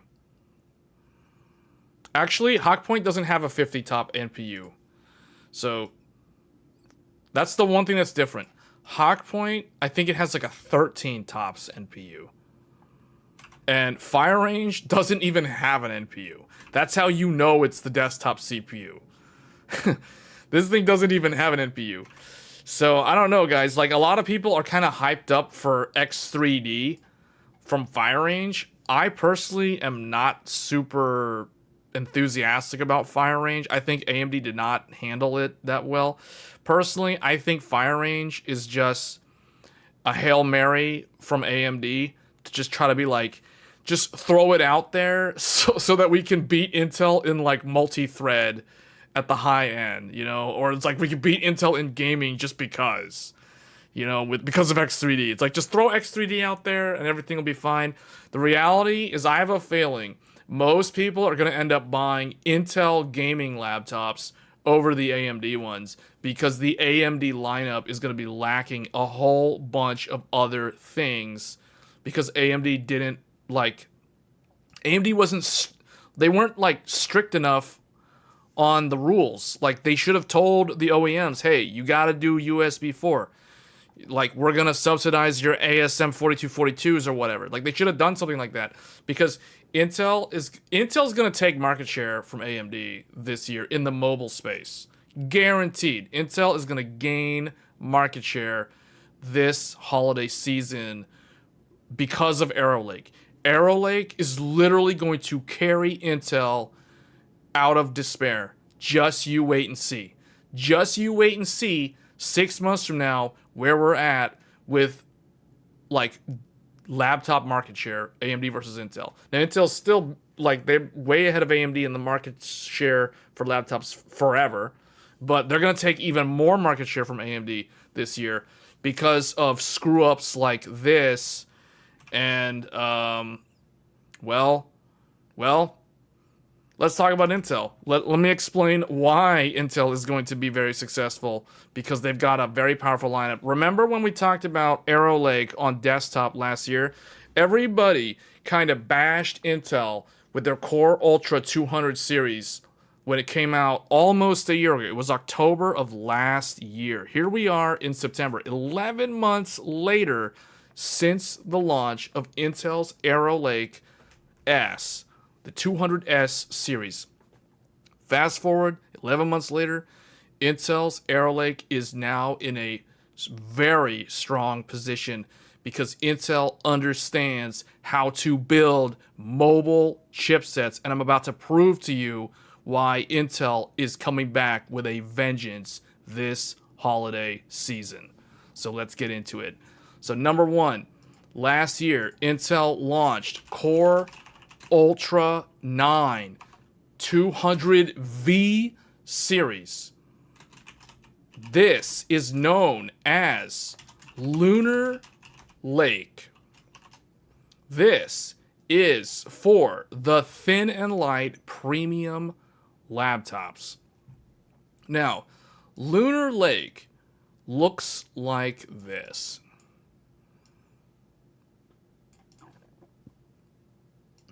It looks, at first glance, it looks a lot like a Strix Halo. It's got the integrated LP DDR5X up to 32 gigabytes. So you have 32 gigabytes of LP DDR5X on a dual channel system. So you have channel A and B, just like Strix Halo, just like Strix Point, but it is more like Strix Halo because it is a fully integrated SoC, system on chip design. Now, what do you get in addition to that? Because I think most people that know about Lunar Lake already know this. Lunar Lake offers 4 lanes of Gen 4 bandwidth for an M.2 drive. So you get 4 lanes. You also get 3 lanes of general purpose PCIe. Now, what they use them for, I don't know. Now, one thing is this is PCIe 5.0. I should note that this is PCIe 5.0, which means Lunar Lake supports Gen 5 SSDs for the primary SSD, whereas Strix Halo is only Gen 4. But Strix Halo makes up for that in how it's a fully integrated with quad channel memory with a significantly powerful integrated graphics subsystem, so it doesn't actually need Gen 5. And on top of that, it just has so much more memory bandwidth and so much more connectivity that it's meant for a different purpose. Lunar Lake is all about efficiency. Strix Halo is all about proving to the world that AMD can build something that like trounces Apple. You know, like it's like AMD shows the world they can do unified architecture just like Apple, and it can go toe-to-toe with Apple in all the compute benchmarks. Whereas Intel's all about, hey, stop saying x86 is inefficient. It's hurting our feelings. It is very energy efficient, and this is Lunar Lake, and it's going to prove that it is efficient. So that's what Lunar Lake set out to do, and I think they succeeded in that regard. So it only has 4 lanes of Gen 5. That's literally all the lanes. It has 3 lanes, some strange 3 lanes of PCI 4.0, which can be used for other things. Like, I guess technically Intel could offer an X2 Gen 4 SSD for a second M.2 drive in a Lunar Lake laptop. Theoretically, they could. I haven't seen one that does that, but technically they could do that. And then it does also feature the dual Thunderbolt 4. Now, it can technically do up to 3 Thunderbolt 4, up to 3 TB4 40 gigabit ports, up to 3. That is unique to Intel's Lunar Lake. Most of these mobile platforms can only do 2 USB 4 or Thunderbolt 4 40 gig. Now, Lunar Lake can do a third one.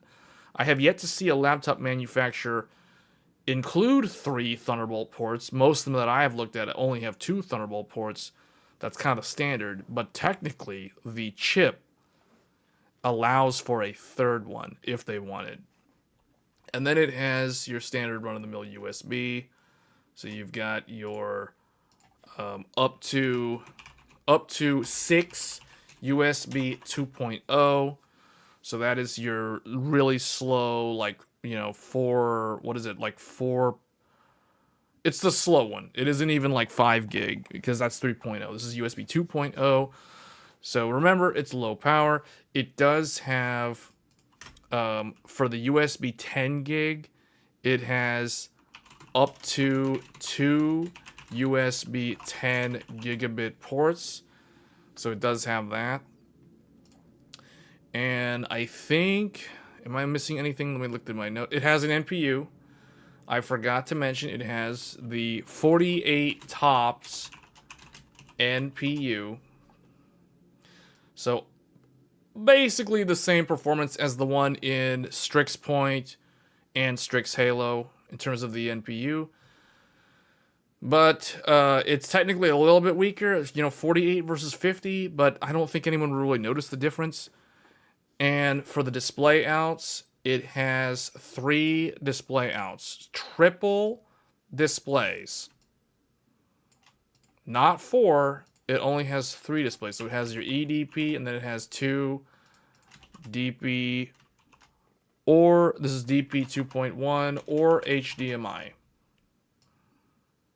So it has those. All right, and I think that covers it. Oh, the memory, I forgot to say. Oh yeah, I did say LPDDR5X, and I think that's everything. Oh, I know Wi-Fi 7 is included, and so is the LAN. Yeah. Wi-Fi 7, LAN, etc. Those things are also, yeah, it has a gigabit LAN. Okay, so that's Lunar Lake. It is a nice little chip. The one thing that I don't like about it, though, is it is limited to 32 gigs of LPDDR5X. I wish that it could support 64 gigabytes of LPDDR5X, or at least 48 gigabytes of LPDDR5X. I feel like in 2025, 32 gigs of RAM is the minimum spec. And as a tech enthusiast, I don't do minimum spec. So the reason why I'm not going to buy a Lunar Lake system is because it's capped at 32 gigs of soldered DDR5. If this was a SODIMM or a CAM2 or whatever, then I would kind of consider it because there's potential to upgrade. But because it's soldered and because you can't go above 32 gigs of RAM, this is something that it's nice. It's a good idea. I like what they've done. Would I buy it? No. It doesn't have enough compute. It's stuck at, like, it has, this is 8 P cores plus, no, it's 4 P cores plus 4 low power E cores. So the E cores in the Lunar Lake aren't even the same E cores that we're used to from an Arrow Lake system. These are the low power. So these are like super, like really, really energy efficient. And on top of that, the P cores in Lunar Lake do not support hyperthreading.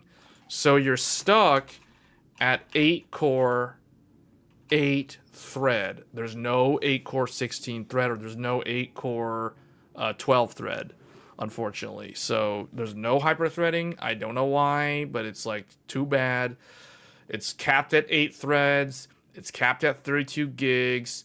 So to me personally, this one is a complete skip because it's fine. It's innovative. It's cool. It proves to the world that x86 is it can be efficient.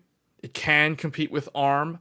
But when you look at the trade-offs, capped on memory, capped on thread count, as an enthusiast, it's just not enough. It just doesn't give me enough power for a thin and light laptop. I'm better off going with a Strix point from AMD, which might not get as much battery life, but all they got to do is throw a 90 watt hour battery in there and we're back in business. You know what I'm saying? And you still have the SODIMM DDR5. You still have an upgrade path. So it still has the option for a discrete GPU.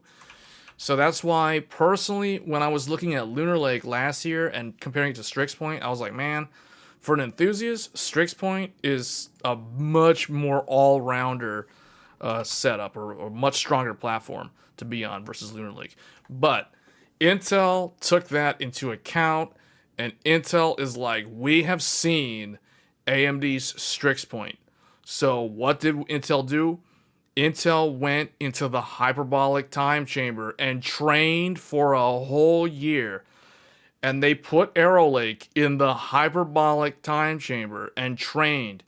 And Arrow Lake S turned into Arrow Lake H. So now we're going to talk about Arrow Lake H, aka Core Ultra 200H series, aka Arrow Lake H.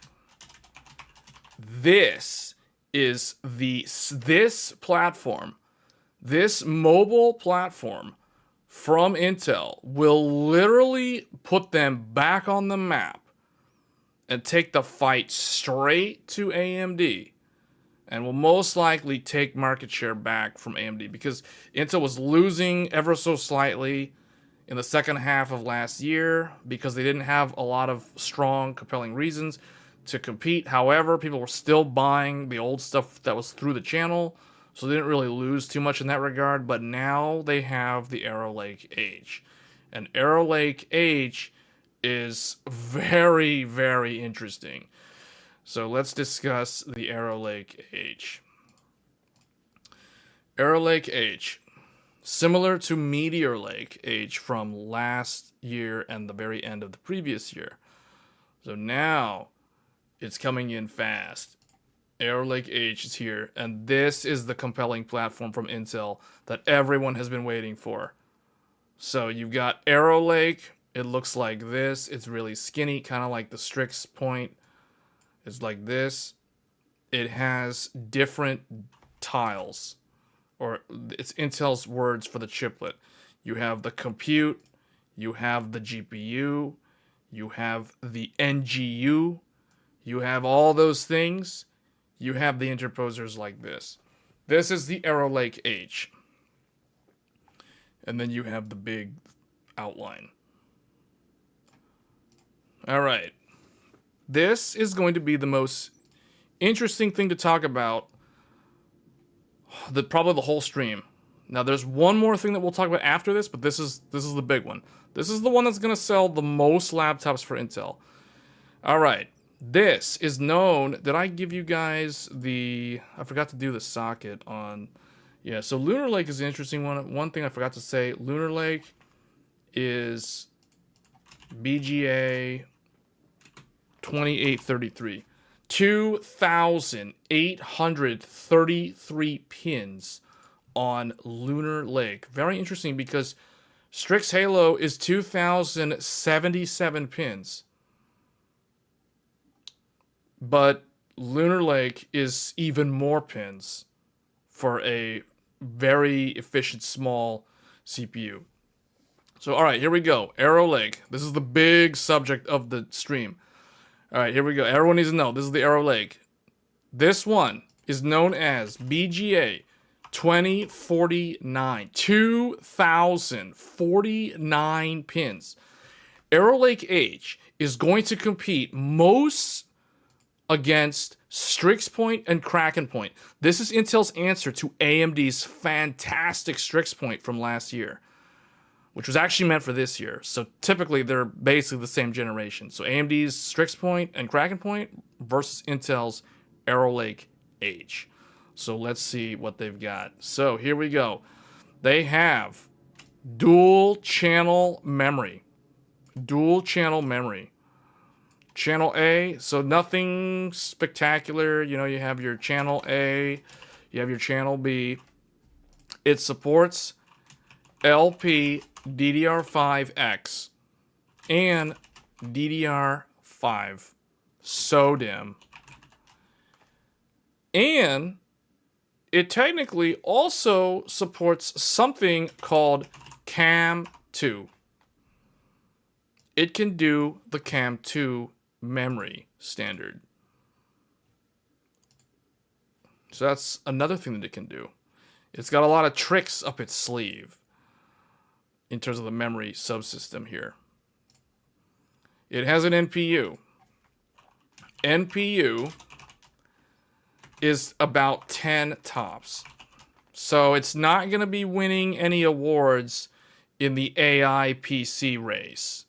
It's significantly weaker than the NPU in Strix Point, to the point where it's actually a lot more like AMD's Hawk Point Ryzen AI 7 260 in that regard. And a lot of the Hawk Point laptops are going to end up competing directly or indirectly against Arrow Lake H. But Arrow Lake H is going to make up the lion's share of Intel's sales revenue for the next several quarters.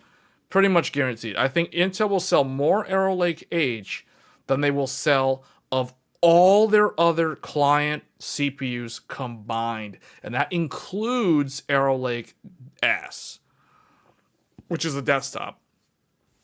That is how successful Arrow Lake H is going to be. This thing is going to put them back on the map.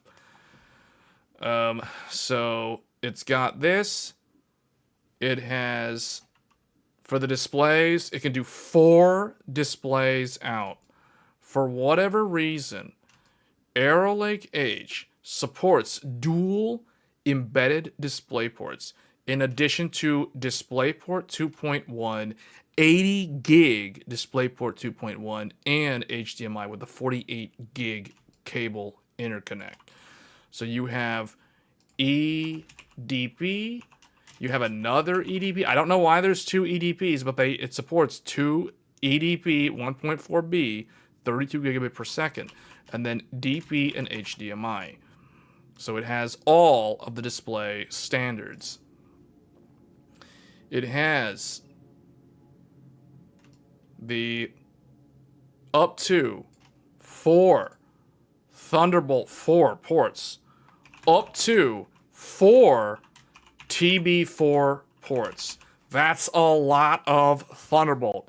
You can literally do 4 Thunderbolt ports off an Arrow Lake H. Now, I have yet to see any of the laptop manufacturers put 4 Thunderbolt ports on an Arrow Lake H laptop. Most of the time, you're only going to find 2 of them. You're not going to find 4, but I'm just telling you guys what this chip is capable of doing. It is capable of handling 4 40 gigabit Thunderbolt 4 interfaces.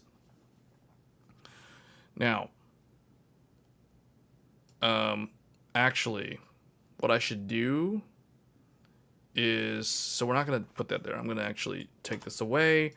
And what I'll do here is this, we will say, is M.2 underscore or Gen 4. M.2 underscore Gen 4. So this is a Gen 4 SSD. So the primary SSD on Arrow Lake H is going to be a Gen 4 SSD. We'll just put it over here or here, whatever. So it has that. It also has Wi-Fi, LAN, you know, and 2 more lanes and up to SATA lanes. So it can do Wi-Fi 7, LAN, and then you have 4 more plus 4 more PCIe 4.0 for SATA or X2. So it's got all that stuff right there. Now, here is where, so on paper, okay, the last thing it has, I kind of want to squeeze this in here. I'm trying to save space on the right for the final Intel chip. The one that's going to do battle with fire range in the gaming segment, although there's going to be a lot of Arrow Lake H gaming laptops. The last thing that I want to say here is it has USB 10 gig times 2 or up to 2 USB 10 gig. So these are the things that are connected directly into the SoC. However, Intel, unlike AMD, this is where things get insane crazy with Intel. Intel, what if I told you Intel has an entirely separate thing to include way more PCIe lanes on their laptop? They have, it's almost like having a desktop chipset integrated into what Intel's calling their scalable I/O fabric. So Intel has a brand new technology for their, it started with Meteor Lake actually, so I won't say it's brand new. It's wrong to say that it's brand new because they actually did this with Meteor Lake with the previous generation, but nobody paid attention to Meteor Lake because Intel's 13th gen was better than Meteor Lake, except it was less energy efficient or something. But instead, what they've done is they've included a scalable fabric on something known as the expander tile. Intel's calling this the expander tile. So if we zoom in to the expander tile, well, what does it allow them? This will allow up to 4 Thunderbolt 4 ports. It will also allow for a PCIe 5.0 X8D GPU. So you have 1 up to this, 2 PCIe 5.0 X8 discrete GPU. That is perfect for an NVIDIA RTX 50 series laptop GPU. 8 lanes of Gen 5 bandwidth. And then the third thing it can do, it has PCIe 4.0 X4 plus 4 for implying 2 more NVMe. So you can do an additional, in addition to the primary SSD up there off of the chip, you get 2 more, potentially, 2 more NVMe drives. So you can have 3 NVMe drives in this. And then, well, we'll just say 4 plus 4. So you get 4 more lane, 2 groups of 4 Gen 4 lanes each. So what does this mean? What can I do with this third group? That means I can either do 2 more NVMe, or I can do 1 more NVMe. So that's 2 NVMe. Plus the JHL 89580, I think. Let me make sure I'm giving you the right name. JHL 9580. Yes, you can do that. This is where things get crazy interesting. So this is known as Thunderbolt 5 controller.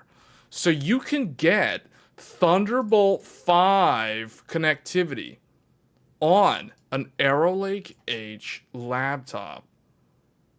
However, they sacrifice 4 lanes to do this. Because remember, Arrow Lake does not have native Thunderbolt 5 support. Arrow Lake only natively supports Thunderbolt 4. If Intel wants to achieve Thunderbolt 5, it must utilize its very own brand new JHL 9580 Thunderbolt 5 controller. Just like how AMD on Fire Range has to leverage the ASMedia 4242 to achieve USB 4 on their gaming laptop. If Intel wants to offer Thunderbolt 5, they have to essentially do the exact same thing AMD does, except they're using their own chip. So what is the advantages of that? Well, Intel makes the Thunderbolt 5 chip. So Intel can incentivize the laptop OEM by offering, discounts, bundle discounts, or rebate offers on JHL 9580 chipsets, Thunderbolt 5 controllers, if they want to buy like certain number, or they want to create certain number of premium SKUs for these Arrow Lake H laptops. So this is where Intel has a huge advantage against AMD, because Intel can offer something like this while to the laptop manufacturers like Asus, HP, Lenovo, etc., where AMD is kind of like, they don't have anything. So very, very interesting platform. Arrow Lake H is a very interesting platform when I looked at it.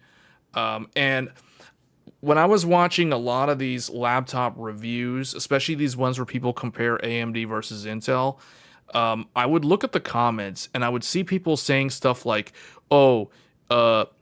the laptop manufacturers are being paid off by Intel to kneecap AMD. They're making AMD look bad. It's like, okay, why does the Intel version have Thunderbolt 4, or in some cases Thunderbolt 5, but the AMD one doesn't even have USB 4? You know what I'm saying? Like, I saw several comments like that. People are like, tisk tisk, Intel backroom deals paying off laptop vendors to kick AMD out of. Guys, that is so far from the truth. People don't understand that the platform speaks for itself. The platform is capable of these things. This is why I feel like this episode of Tech Thursdays is so important, to illustrate the fundamental differences in all of these different chips, to educate viewers or people who are in the market for a laptop to understand what the laptop's chip is actually capable of doing. So it's not that Intel is paying off Asus to kneecap AMD, although I question why Asus didn't give AMD the newer chassis design for their Strix gaming laptops. That's a topic for a different discussion, so I'm not going to go there. But in general, Intel has a lot of stuff to offer at the end of the day. Like if you want to do Cam 2 support, we got it. You want to do Thunderbolt 5? Okay, we can optionally do that too. Like we have enough length. Like the Intel chipset is expandable enough to support all of these different features. You want two M.2s? You got it. You want two M.2s plus Thunderbolt 5? Okay, you got one NVMe here, you got Thunderbolt 5 here, and you still have your primary M.2 over there. So you got two SSDs and Thunderbolt 5 and Gen 5 bandwidth for your NVIDIA card. So you got all this stuff. So this is the reason why Arrow Lake H is going to look really, really good for a laptop manufacturer who's wanting to offer a quote-unquote premium design with all the latest and greatest features. So it's almost like Intel is a half generation to almost a full generation ahead of AMD, at least in some areas, namely the memory subsystem support and the Thunderbolt 2, aka USB 4 2.0 offering. So AMD will eventually get access to this, but it's going to come down to the USB 4.0 version 2 support, because Thunderbolt 5 is going to get rebranded as USB 4 2.0. I've already done a video on this. We have an entire video. Go check out my video on the Thunderbolt 5 video that I did showing how to add Thunderbolt 5 to a desktop computer. That video goes over, toward the end of the video, we talk about USB 4 2.0, because that's basically what this is going to be on the AMD platform next year. So, but it's like a year away. You know what I'm saying? So just keep that in mind. So it's almost like Intel is a full generation ahead of AMD in that regard, in some respects. And I noticed this last year when Arrow Lake launched, and I was like, okay, everyone's bashing Intel because Intel's losing in gaming, when Intel is objectively ahead of AMD from a platform standpoint. Like Intel supports QDIMM, AMD doesn't. QDIMM is CAM2. For those that don't understand what these memory things are, CAM2 is QDIMM. If your CPU supports QDIMM, you automatically support CAM2. So that's the reason why Arrow Lake supports CAM2, because Arrow Lake supports QDIMM. We've already done videos on this. So it's all there. Like this is literally, I've figured out how to translate all of the desktop stuff into the laptop space, and it is quite fascinating. Okay. So that is Arrow Lake H. And Arrow Lake H is probably my favorite Intel mobile platform for the year. So when it comes to AMD, my recommended go-to favorite one is going to be Strix Point or Kraken Point, or maybe Hawk Point if you can find a good deal on it. But I don't like to recommend Zen 4 in 2025 because Hawk Point is Zen 4. This is Zen 5, so this is kind of my go-to, and then Intel, I like this one. So I like the middle of the road. You know, this is kind of like the Lunar Lake thing. It's like, this is like the special project, you know, the fully integrated quad channel, the super energy efficient. Those are like the special things from AMD and Intel, which no one really buys because either they're way too expensive and there's barely any options, or they just don't have enough enthusiast power to them. And then, well, this stuff's the middle. This is the middle. Now let's talk about Intel's answer to AMD's fire range, because this is the one that the gamers are probably interested in. So the final Intel is going to be known as Core Ultra 9 200HX. This is it. This is the big one. Oh, and I forgot to give you guys the TDP numbers. So Intel doesn't do like, okay, AMD does a range of TDPs typically. So AMD, for example, the Strix Halo average 55 watt TDP, but the range is actually more like, I'll just give you guys the range. So the range for Strix Halo is 45 to 120 watts TDP. Thermal design power. So that's Strix Halo. The Strix Point is typically 80 or 28 watts. 28 watts. TDP, 28 watts.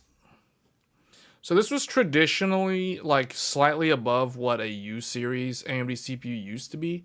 However, what makes Strix Point so compelling, and this is my favorite AMD chip in the mobile space, is the fact that this thing can run in a C TDP range of 15 to 54 watts. This is what makes the Strix Point and the Kraken Point so good. And this is the reason why you're seeing these SoCs, these APUs, show up in handheld devices or something similar without going to a Z2 Extreme. Because it can scale all the way down and scale all the way up if it's in a thicker laptop. And then the last one, the Kraken, actually Kraken is the same as Kraken's the same. Fire range is the big crazy. So the big crazy, if you like big crazy laptops, this thing is TDP 55 watt. The C TDP range is anywhere from 55 to 101 watts, the PPT. So clearly, this is the big, heavy, loud laptop with stuff like 101 watts. And that isn't even including the discrete graphics card that's in there. So that's the fire range. Hawk Point, we'll just skip that one for now because that's last year. All right, then Lunar Lake. Lunar Lake is 30. Okay, Intel's kind of interesting because Intel doesn't do a range like AMD. Intel gives you a PL1 and an upper bound max power. So the TDP on this is 30 watts per Intel with a max 37 watts. That's all. That's Lunar Lake. And then Arrow Lake. Arrow Lake is a very interesting one because Arrow Lake Age, depending on the SKU, has a TDP of 28 watts or a TDP of 45 watts. So this depends on the SKU. Some Arrow Lake will be the 28 watt, some will be 45 watts. So that's a little confusing, but they'll have the same core counts. So it's really, really confusing. Meaning some of them will go directly against Strix Point and Kraken Point. Others can try to go against Fire Range. And the reason why that is because the max is 115 watts. So Arrow Lake has a pretty broad range as well. Similar, well, it's a big range. It scales down. But what I'll say about Arrow Lake, the average operation will be higher than AMD. But Arrow Lake, when doing absolutely nothing, can hit the same low power numbers as Strix Point, Strix Halo, and the Kraken Point. All right, so now we're ready to talk about the final Intel chip. So this is the big one. This is the big heavy one that's going to go in the high-end gamer laptops. So this one is going to be the Core Ultra HX. Core Ultra 200 HX. All right, this one, right off the bat, TDP, 55 watts. 55 watts with max 160 watts. So this is it. Big power. Like Majin Buu said, big power. This thing is not the same chip. This is not the same as the Arrow Lake H. This is Arrow Lake HX. So this is like the extreme. This is BGA 2114. So this thing has even more pins than the regular Arrow Lake. The regular Arrow Lake was 2049. This one is 2114, so it's got more pins. So it's a different chip, completely different chip. It has pretty much the same kind of functionality as the Arrow Lake H, except it has way more Gen 5 connectivity on one of the SoC tiles. The SoC tile, the primary one, has I guess I have to draw it this way, and I guess I have to draw it that way. So this one has PCIe 5.0 X 16 over here. So you got 16 lanes. Is that right? Is that right? Yeah, 16 lanes. 16 lanes of Gen 5. And then over here, you have... Actually, no, let's do this differently. Let's do this more than that, actually. It's PCIe 5.0 x 20 lanes. 20 lanes of Gen 5. And then you have PCIe 4.0 x 4. Okay, so what does Arrow Lake HX typically include? Over here, very simple stuff. primary NVMe. So you have your M.2 right here. That's your boot drive. Over here, you're going to have a discrete GPU. This is going to take up typically 8 lanes. So half, pretty much half. Then it's going to offer 4 lanes of Gen 5 for another M.2. So you can do a Gen 5 SSD and a Gen 4 SSD, which means an Arrow Lake HX is very similar to the full desktop Arrow Lake. So very similar to the Fire Range, where when we looked at AMD, Fire Range was basically desktop Ryzen in a laptop form factor with the full 24 lanes of Gen 5.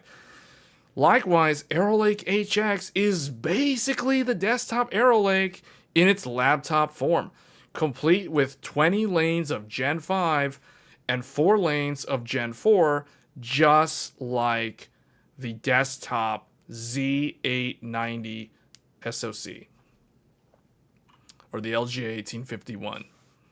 So 4 lanes there, 4 lanes there, and then you have 4 more lanes. You got 20 lanes, right? So we need more. Like, what am I gonna do with the remaining 8 lanes? Intel has so many lanes. Like, what are we gonna do with this? There's just too many lanes. So it's like 4 and 4 more. What are we gonna do? I don't even know. Intel's got a lot of stuff. So Intel has, what I'll say in here, options. They've got options. They can do a lot of interesting stuff. If they want to give you a third M.2 that's also Gen 5, technically they could do it if they wanted on the laptop. If they want to do Thunderbolt 5, they can offer Thunderbolt 5 off of one of those 4 sets of lanes. So this is how you can see Thunderbolt 5 in an Arrow Lake HX premium laptop, because you can just stick the Thunderbolt 5 controller right there on the thing.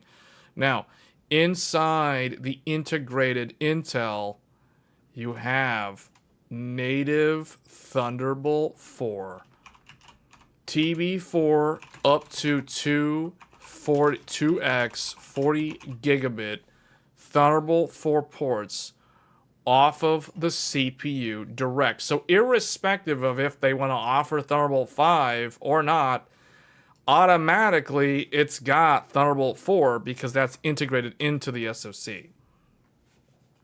So you can see lots of stuff.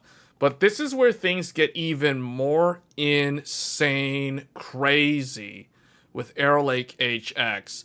And this thing that I'm about to reveal is probably the reason why you're going to see a lot of these gamer laptops featuring Arrow Lake HX, so like a Core Ultra 285 HX with a whole bunch of random bells and whistles compared to the Fire Range equivalent, where the Fire Range equivalent is just basically going to bring the performance of the X3D.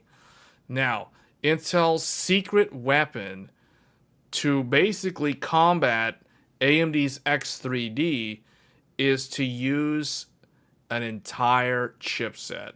So Arrow Lake HX has the potential to offer an entirely separate chipset in the form of a separate chip completely independent of the CPU SoC. This thing is known as the HM870 or the WM880. So Intel brings a full-on chipset capable of adding way more connectivity. Way more connectivity. So what do we have now? Oh, now we have a lot of extra stuff. A lot of extra stuff in here. Just like on a desktop motherboard. But this is talking about a laptop. We got all the good stuff here.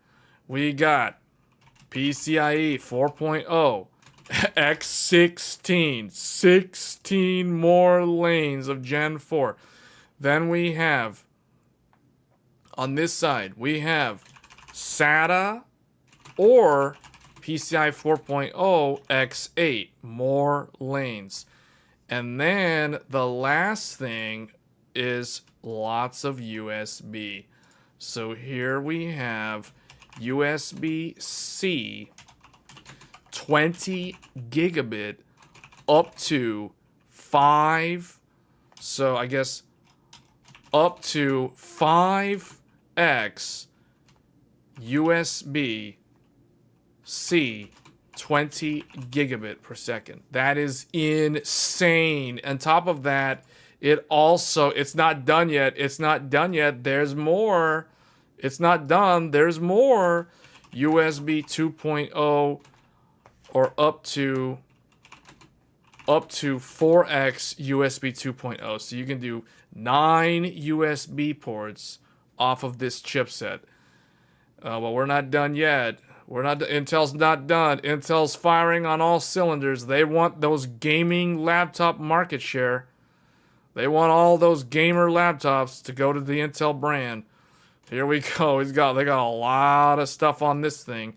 I don't know if this is meant to be a mini PC or what, but the fact that I call this Intel's secret weapon, because it's like AMD went and built this Strix Halo thing that no one can buy because it's like, I don't know what the deal is with that. Intel went and made a whole chipset. Intel went and made a separate chipset that is literally soldered on the motherboard of the laptop. It doesn't even go with the actual CPU. It's like separate. It's completely separate. So if you watch these review videos and you see someone open up an Intel Arrow Lake HX laptop, what you'll see is that the heatsink covers up almost the entire thing because there's heatsink all the way down to this chipset. And then what do we have here? We have 4 lanes, 4 more lanes, 4 lanes, and 4 lanes. And then within this 4 lanes, we might do, instead of this, we might do Wi-Fi 7 and gigabit LAN. Wi-Fi 7 and LAN. 1 lane each. So 1 lane for this, 1 lane for that, and you still have 2 more lanes. You still have 2 more lanes. So there's like a ton of lanes. And the fact that this thing supports up to 8 SATA ports, you can do like SATA or whatever over here. Like to me, they can do so much NVMe. They can do so much NVMe. You can do 1, 2, 3, 4, 5, 6, 7. You can technically, it's possible to do 7 NVMe drives, where one of them is Gen 5, on an Arrow Lake HX laptop. Now, I don't think we're ever going to see that. We're never going to see a laptop with an Intel Arrow Lake HX with 7 SSDs. But it is crazy to think, or it is impressive, I should say, to think that Intel's Arrow Lake HX is that capable of that many things. And with that, we come to the end of all of the mobile chips for 2025. This is the entire lineup. Now, Intel still has some Meteor Lake, just like how AMD has some rebranded Hawk Point. So those you'll still see some Meteor Lake stuff going through the channel. I think also Intel might even rebrand some Meteor Lake SKUs to 200H series, which I hope they don't do that, but I wouldn't put that past them. The last thing I forgot to mention, the NPU on this thing. NPU is like 13 tops on this guy. And the discrete GPU in here is very weak. This comes with the what is the thing? It's like just put it over here. The integrated graphics, I should say, not discrete. The IGP is the XE LPG. So it's got potential for 4 graphics outputs. It's not the high-end one. It's not the one that Lunar Lake has. So this thing sacrifices the AI performance and the integrated GPU to give you all of this other connectivity. But that's kind of what a gaming laptop is supposed to do when you think about it.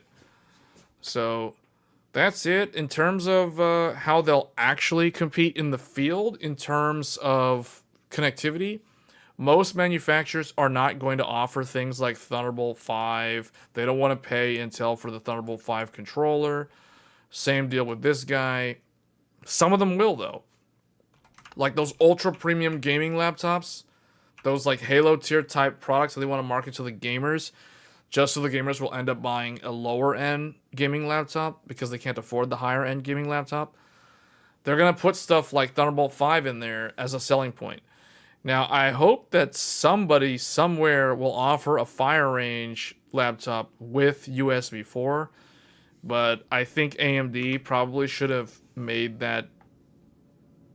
They should have strongly encouraged that because they made it mandatory on desktop, and I think that is very beneficial that they did. I'm actually glad they did that. I would have liked to have seen them do the same thing on laptops because now what you're going to see is if you're looking for a Strix point or a Kraken point, you are going to get USB 4, which is basically Thunderbolt 4. We'll just call it Thunderbolt 4.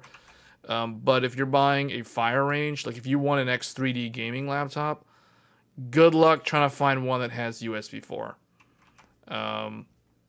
That's kind of a letdown because what's going to happen is pretty much, I can almost guarantee that every single Intel gaming laptop is going to offer Thunderbolt 4. And some of those ultra premium ones, like those big, like 18-inch or 17-inch or whatever, they might have the Thunderbolt 5 in them. So, yeah, I don't know. That's kind of what I wanted to say. I just wanted to do a deep dive on the mobile lineup from both AMD and Intel because no one's really done it like this. No one's actually broken it down in the fundamental details in terms of a block diagram of what you can and cannot do with these chips. So this is more of something that I guess the laptop manufacturers would be looking at, but I think when a consumer gets access to looking at it this way, it kind of opens the eyes a bit in terms of if you're in the market for a laptop, well, now you know what these laptops are capable of doing. And I just realized on Arrow Lake HX, I forgot to include the memory subsystem. So this one is just like Fire Range. So Arrow Lake HX supports dual channel DDR5 SODIMM. It does not support LP cam. Actually, technically it could. I don't see why it couldn't. Because Arrow Lake in general supports QDIMM. So, in theory, Arrow Lake HX could support Cam 2, but I don't think anyone's going to sell you a HX laptop with anything besides SODIMM. So, they're pretty much all going to be SODIMM. So, to summarize, let's summarize now at the end here. So the TLDR, you have, well, I don't want to say Lunar Lake competes with Strix Halo because that's not true. But you have AMD's Special Project which is Strix Halo. You have Intel Special Project, which is Lunar Lake. And then you have the main things that people will actually buy. So you have AMD. I guess we'll do a like a comparison chart, I guess. We'll do it this way. So AMD and Intel. So AMD has Strix Point and Kraken Point. Just know that these things compete with Arrow Lake H. That's the equivalent. And then Fire Range competes with Arrow Lake HX. So that is the comparison. That is the proper comparison. Because you want to actually know, if you're in the market for a laptop, you want to know, are you comparing apples to apples? Because what I can see people doing incorrectly is someone's going to go and look at a flagship Arrow Lake HX, and then they're going to try to find an AMD equivalent, and it's going to be like a Kraken Point or something, you know? And they're going to be like, well, how come this one only has like 8 cores? And the Intel one's got like 16, or like, how many does this thing even have? Like 24 cores, you know, like 8 P cores plus, I don't know. They've got like it's 16 E cores. That's right, because it's desktop. So yeah. So it's like, why? How come this one only has like 8 cores, 16 thread, but this one's got like 24 cores? It's got 8 P cores and 16 E cores. It's like, well, that's because they're not meant to compete with each other.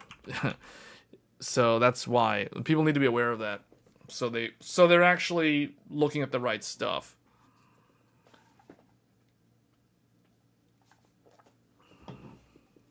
Now, I may have bored everybody to death on that, but let's. So I'm going to talk about my personal criteria that I look for when buying a laptop. Make this larger.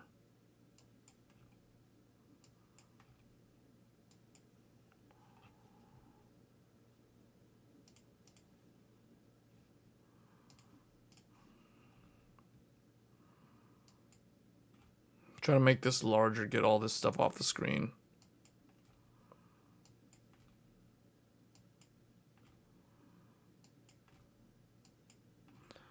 I mean, you guys tell me, when you're looking at buying a laptop, what are your priorities? Like, what is like the top 5 things that the laptop has to have? Like, what's the deal breaker?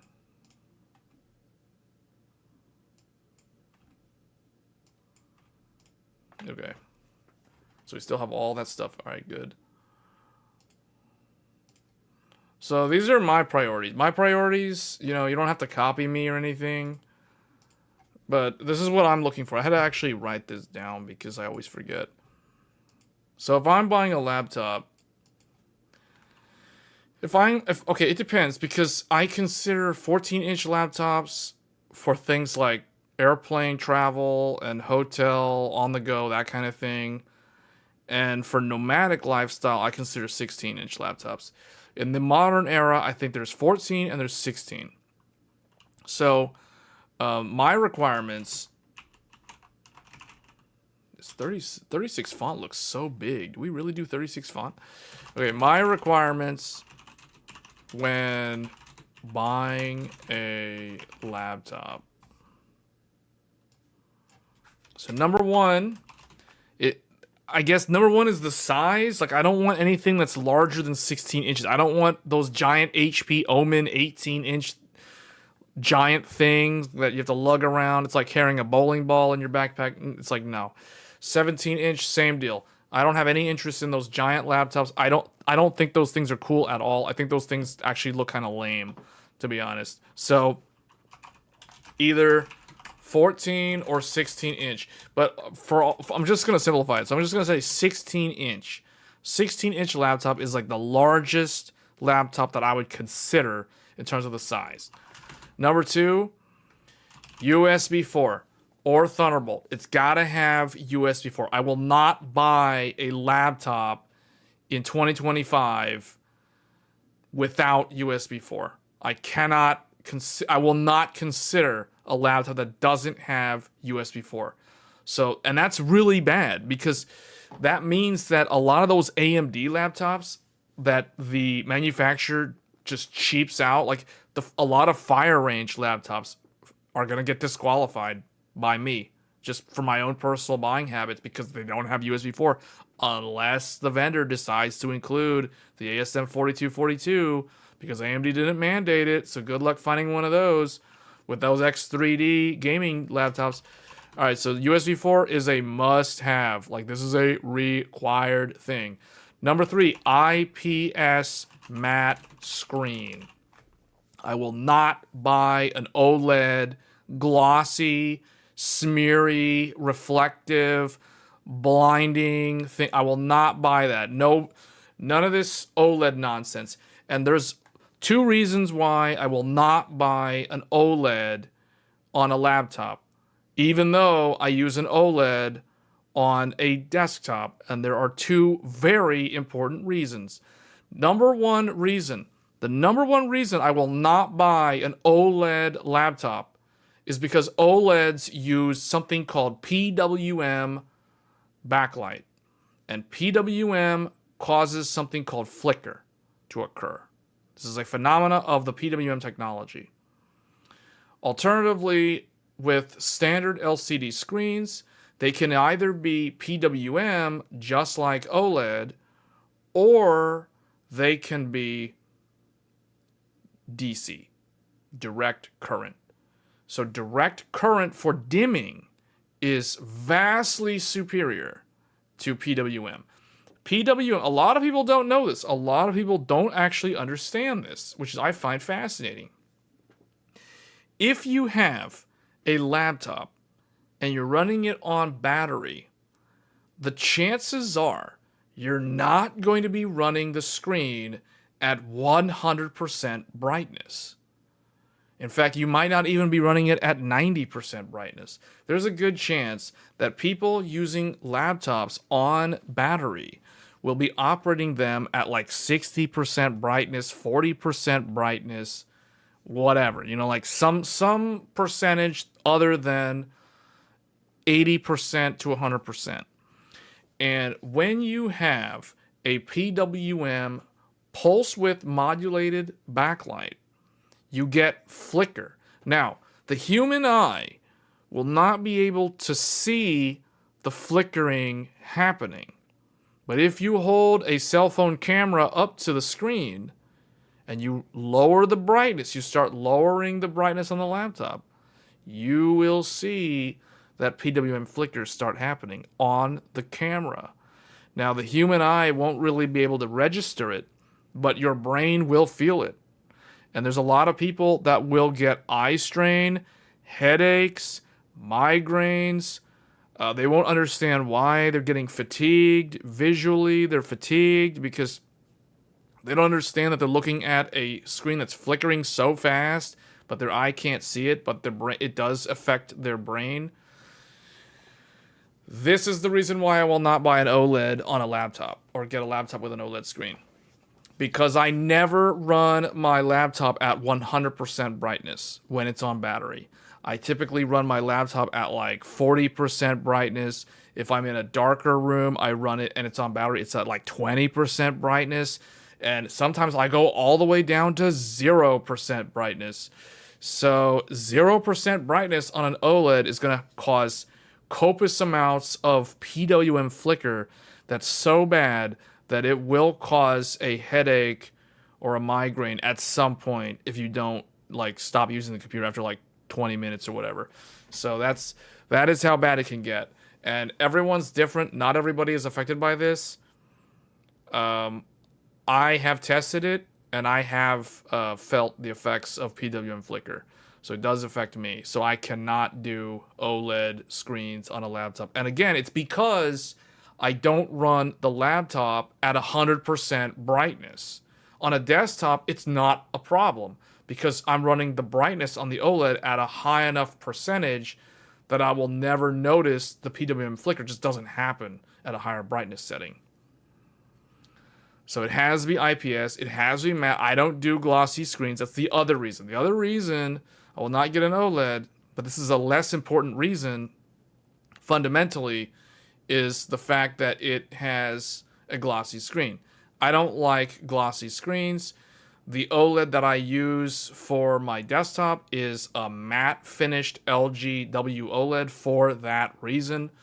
So it has a matte screen. So that's like priority number 3. In fact, this is probably a higher priority than the USB 4. Yeah, this is either priority 1 or priority 2, to be honest. Like, yeah. And then USB 4. And then number 4 on my list is it has to have an 80 watt hour or better battery. The minimum battery is no smaller than 80 watt hour. I will not accept a 16-inch laptop that has like a 60 watt hour or a 57 watt hour or a 72 watt hour. No, it has to be an 80 watt hour battery or a 90 watt hour battery, or the most preferred is 100 watt hour, 99 watt hour. Though basically the bigger the battery, the better. Because as the laptop ages, the battery will age with it. The battery will lose its maximum charge capacity. So the higher the number day 1, the better it's off years later. So 80 is the minimum. It has to have an 80 watt hour battery or I will not consider it. So number 5, it has to be no more, I guess, 4 pounds, and I'll do the math for those who use the other system. So 4 pounds to kg, so 1.81. 4 pounds or 1.81 kg or lighter. I will not buy a laptop that weighs more than 4 pounds or 1.8 kilograms. The maximum I will do is probably 2 kilograms. Let me see, what is that in pounds? Yeah, the maximum I will do is 2 kilograms. So ideally 4 pounds or lighter. The lighter, the better. These are my like hard requirements. Like if a laptop doesn't have any of these things, or if a laptop doesn't have a single one of these, I will not consider it. It's automatic deal breaker if it doesn't have these 5 things. These are like required things. All right, nice to have. Nice to haves. Optional thing. These are not deal breakers, but these are things that I would like to have on the laptop if possible. But if the laptop doesn't have these things, I don't care. It's not going to prevent me from buying it. So one of them is 2 NVMe. Ideally, 2 NVMe drives is good.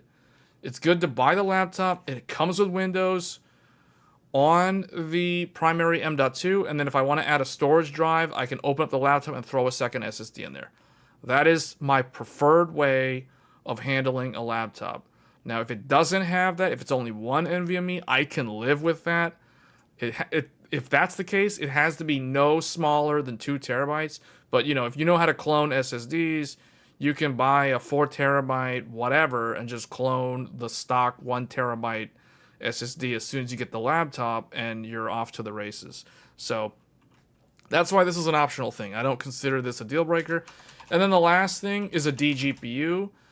So either right now it's all NVIDIA. There's no Intel discrete laptop GPU. There's no AMD current generation laptop GPU. So pretty much NVIDIA, basically an NVIDIA GPU in the laptop. That would be a nice to have. I don't consider that a hard requirement, meaning if I can save money buying a laptop that meets all of this criteria and doesn't have an NVIDIA GPU and maybe doesn't have a second NVMe, I might, if I really like the laptop, I'm still going to buy the laptop. Because as long as I've got USB 4, I don't care what NVIDIA GPU this thing doesn't come with. I can connect this thing to my 5090 desktop via my USB 4 docking station. You know what I'm saying? So That's why the USB 4 is vastly more important than a run-of-the-mill ghetto discrete NVIDIA GPU that's going to age terribly compared to the desktop equivalents. You know what I'm saying? So that's why I don't care about mobile discrete GPUs, because they tend to age terribly. And I'm just speaking from experience from someone who has had multiple laptops over the years with discrete GPUs in them. And what happens is, after like 2 years of owning the laptop, I end up never ever using the discrete GPU because the GPU is too weak to run anything at that point. You know, like, you're better off just using the integrated graphics for the battery life and using a docking station for an eGPU, and that's exactly what USB 4 enables me to do. We did a whole video about this. So that's why this is a must-have and this is an optional thing.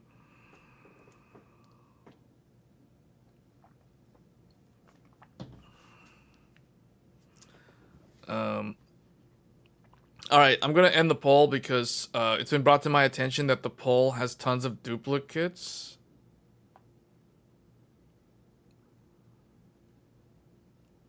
All right, we're going to end the poll.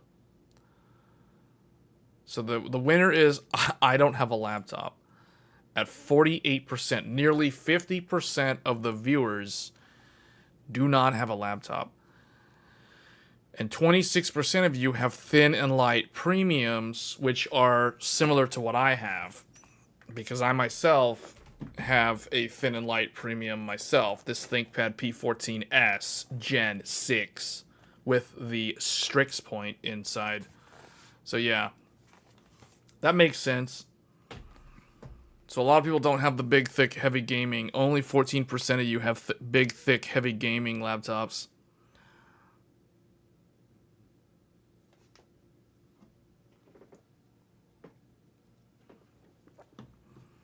No, I think it's correct. It's not doing duplicates. Because we had concurrence. I basically put a bunch of people to sleep earlier, and I guess some people left the stream because they probably were tired of me talking about laptops.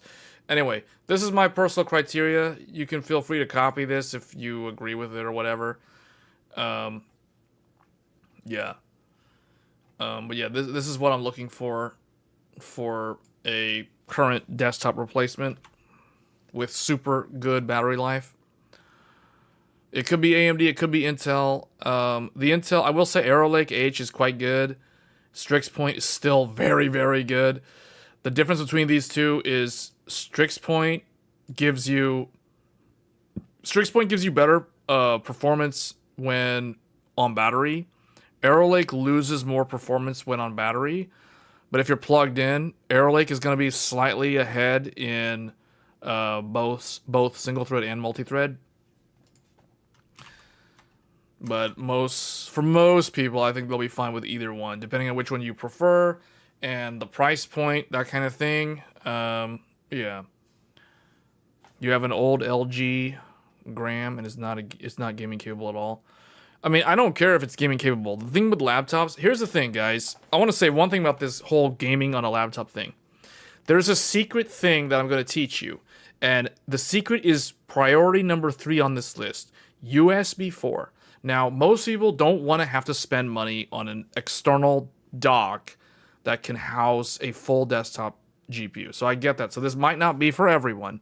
But in general, the reason why I don't care about a laptop's gaming performance is because I know from firsthand experience that laptop GPUs always age so terribly compared to their desktop equivalents.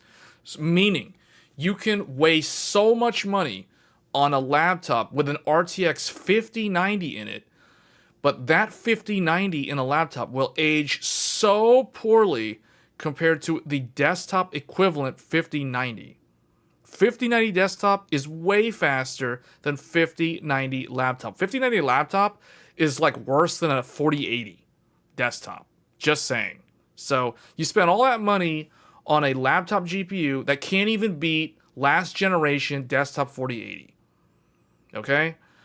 It has 24 gigs of VRAM, so it's like, okay, that's cool. It has 24 gigs of VRAM, so I mean that means something, I guess. But key is, if I have USB 4, aka Thunderbolt 4 or whatever, if I have this, I can literally use my desktop 5090 with my laptop. And I can game using my desktop 5090 with my laptop. So I don't care if the laptop has a 5090 desk or laptop in there. I could care less. I could care less.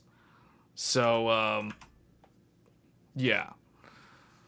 The connectivity is more important long term, because when your laptop gets old, what are you going to do with it? Are you going to still be playing? Are you still going to be trying to play like Path Trace games on your laptop 3-5 years from now? I don't think so. I don't think so. You think it's going to be able to keep up? I highly doubt it.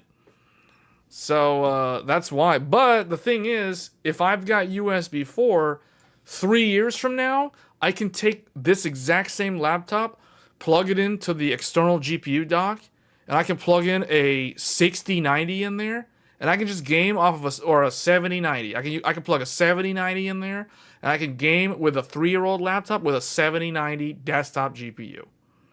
This is the reason why I don't care about the GPU that can theoretically be paired up with a laptop day one. I mean, it's nice to have. It's a nice to have, okay? It's a nice to have. It's not a requirement, it's a nice to have. This is why you got to figure out how to prioritize things. Now, you may not agree with me on that. That's fine. But all I can say is I've got like a stack of laptops behind me that I've had over the years. Most of them do have discrete GPUs in them, and after the second year, I never used the discrete GPU, to the point where I feel like I could have saved a lot of money buying the same laptop without the GPU, and I would have been fine.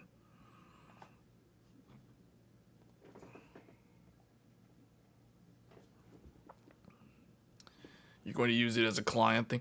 Yeah, like, I would take this thing. You know how heavy this is? This is less than 3 pounds. This is less than 3 pounds. So what is that in kilograms? This is 1.3 kg. This thin and light is 1.36 kilograms. 1.36 kilograms in a 14-inch ThinkPad T14S with a Strix point, 8-core, 16-thread, 880M for the integrated graphics.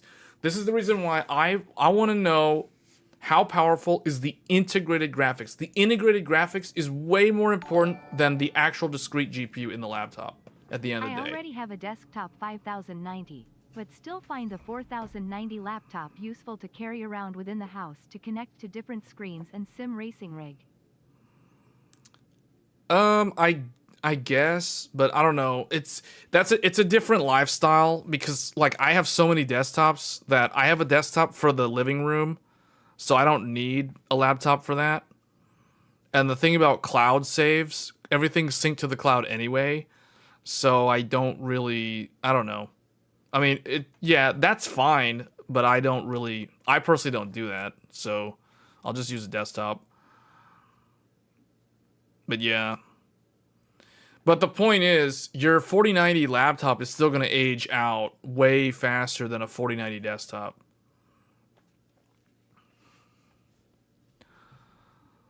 When I think of a laptop, I just don't think of carrying it around a house. Like, to me, a laptop is an on-the-go thing, or it's like a work thing. Like, I would use a laptop for work, or I would use it for traveling outside the house. I don't really use a laptop inside the house, if that makes sense. But to your point about like connecting it to sim racing, I mean, I guess I would rather just build a desktop for that, though. The 880, the 8845 HS with 50 or 4060 priced at $450 for the price of a desktop card. I just always feel like when you buy a laptop with a discrete GPU, you're overpaying for that discrete GPU for what you're getting. You're basically paying for what you just said. You're paying for the convenience of being able to have it as a mobile device, knowing that it's significantly weaker than the actual like desktop equivalent. 16-inch Lenovo you mean Yoga? Not Yoga. Yoga needs an extra USB port. All right, let's start looking at some of these laptops, actually. Let's get into this. Let's look at some of these. Here, let's go look at Dell, I guess. I don't know. Dell? Let me see. Let's bring up Dell. Laptops. View all laptops. The Lenovo. I'm going to bring up all the sites here. Asus. Hold up. MSI gaming laptop. Is this the MSI gaming laptop? MSI gaming laptop? Acer gaming laptop? Gaming laptop Acer? Do these even make sense? Like, okay, Acer, I think, do they get out? Okay, actually, no, never mind. They've got some stuff. It's weird, though. They got, like, a lot of old laptops. Let's look at Dell first, I guess.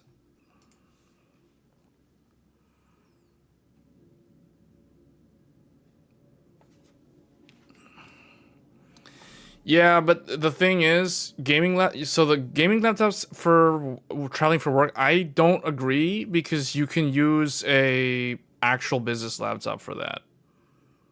The difference is the business laptop is more durable than the gaming laptop. The gaming laptop, you bump it against a wall or you scrape it against a door or God forbid you drop it on a hardwood floor or something while traveling or you drop it in an airport. Those heavy gaming laptops, I don't think they're going to take that fall on a hard floor too well.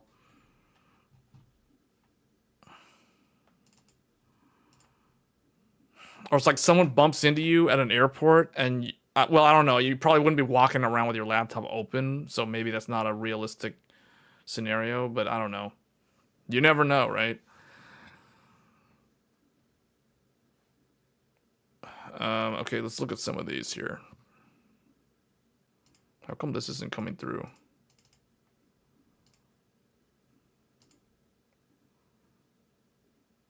Oh, there we go. Okay. Let's look at some of these from Dell. So Dell rebranded their entire thing. Like, they're literally called Dell now. There's no more... There's no XPS, there's no Inspiron, there's no Latitude, which is very unfortunate because some of those brands were very iconic brands. So, Dell has the 16 Plus, the 16, the 14. So, Dell tried to make it easy to understand the name. Like, if it says 16, obviously it's a 16-inch laptop. If it's a 14, it's a 14-inch laptop, and so on. So they have Dell, Dell Plus, and Dell Premium, and Dell Pro, and Dell Pro Max. So I don't know if they actually made it easier when you start listing all of the different names. There's so many of them. So you have the Dell 16 Plus. So what I want to see here, okay, you got Dell 16 Premium with an Intel Core Ultra, and it can give you either the Intel Arc integrated or an NVIDIA RTX. Here's one AMD AI, Ryzen AI with an AMD Radeon graphics, so that's integrated graphics. Intel Core Ultra with integrated Intel Arc graphics, so these two are kind of similar, I would imagine. So you have a 16 Plus and a Dell Pro 16 Plus. Dell Pro is the one for the business customers. That's the one that comes with the Pro processor, I'm guessing. So let's open that up. We have to drill into this. So here we have, yeah, see? So the way you can tell if it's meant for a business, like an employee laptop, not one that's meant for home. Although you could still buy one of these as an end user. They're not going to stop you. I mean, you could do it. But the thing is V Pro. If it says V Pro for Intel, that means it's meant for a company. It's meant to be a company computer, not an actual individual client computer. So here we have very interesting stuff. So they're offering a U series, which means this is I don't know what this is. This is Meteor Lake rebranded? I'm not sure what that is actually. And then this one is Lunar Lake. If it has a 200V, if it's a 200V, it's Lunar Lake. Let me see if we zoom in a bit. Gaming laptops are just transportable, not portable. No one brings a 5090 laptop to Starbucks. Yeah, that's what I'm saying. That's exactly what I'm saying. It's so impractical. It's like, why even bother carrying it around, even if you're traveling? Because it's like you're just gonna bring the smaller one anyway. Because look, I've got two laptops here. I've got this thing, the Thin and Light 14-inch, which I take everywhere, and then I've got this older laptop that has been featured in older videos. So this one right here is a ThinkPad P15V Gen 3. Now you can see this is the thick boy. This is the thick mobile workstation. Now this thing is about, I want to say this is like, it's not quite 5 pounds. It's like probably 4.5 to 4.7 pounds. So what is that in kg? This is about 2.13 or 2.2 kilograms. This laptop. It's a big 15.5 inch. So not quite 16. This is an old 16:9 aspect ratio. 4K screen. It's got a 4K screen, IPS, matte finish. I don't like carrying this around with me. Like, I just don't like carrying it around because and it isn't even 5 pounds, and I don't like carrying it around. I mean, that's, I don't want to lug this around. It's too big and it's too tedious to carry around. So that's why it's like, okay, if I want a 16-inch laptop, I've learned that I don't want something that's large and heavy. I'll take a large laptop, not a super large laptop, but like no bigger than a 16-inch, but I want it to be as light as possible and have very long battery life. That is what I have learned to prioritize over the years of carrying around various different laptops. But yeah, so these are some Lunar Lake ones. You can see that they're all 32 gig LPDDR5X, the soldered RAM. So that's an example of a Dell Plus, or Dell 16 Plus. Dell has actually kind of lost market share over the last 10 years. They used to be, I remember when they were like second, HP was number 1, Dell was number 2, Lenovo was number 3. Lenovo surpassed Dell relatively quickly in the 2000s decade. And then HP was number 1 for a long time. And then Lenovo finally overtook HP back in 2013. So Lenovo has been the market leader in terms of the global, the one who owns the most market share today is definitely Lenovo. And number 2 is HP, and number 3 is Dell. I don't know where the others, like Asus and those guys, rank. The problem with Asus, MSI, Gigabyte, Acer, all those other ones, the reason why they don't have anywhere close to the market share of Lenovo, HP, and Dell is because I don't know of any large company that uses any of the, like anything besides the big 3 for corporate employee computers. Meaning, I don't know of a company that will go and they'll lease a bunch of Asus laptops for like 3 years. Unless Asus has some business division that I'm unaware of, I don't know of any. And that's the reason why Dell, HP, and Lenovo continue to be the primary brands when it comes to laptops. It doesn't matter if we're talking gaming laptop, if we're talking like any of these other ones. It's pretty much all Lenovo, Dell, and HP. Least market. Yes, that's exactly what I'm talking about. We're talking about company computers. We're not talking about like some small business with like 10 people. You know, I'm not talking about that. I'm talking about large, publicly traded companies that provide employees, they basically imply their entire workforce laptops to use for work. And they typically go with Dell, HP, or Lenovo, or Apple. But Apple's kind of weird. Some companies, they say that you can tell if you work for a good company if the company offers Apple as an option, as an alternative option, as a company computer. But not every company does that. The lease market among 3 OEMs and broker release still run 80% of it.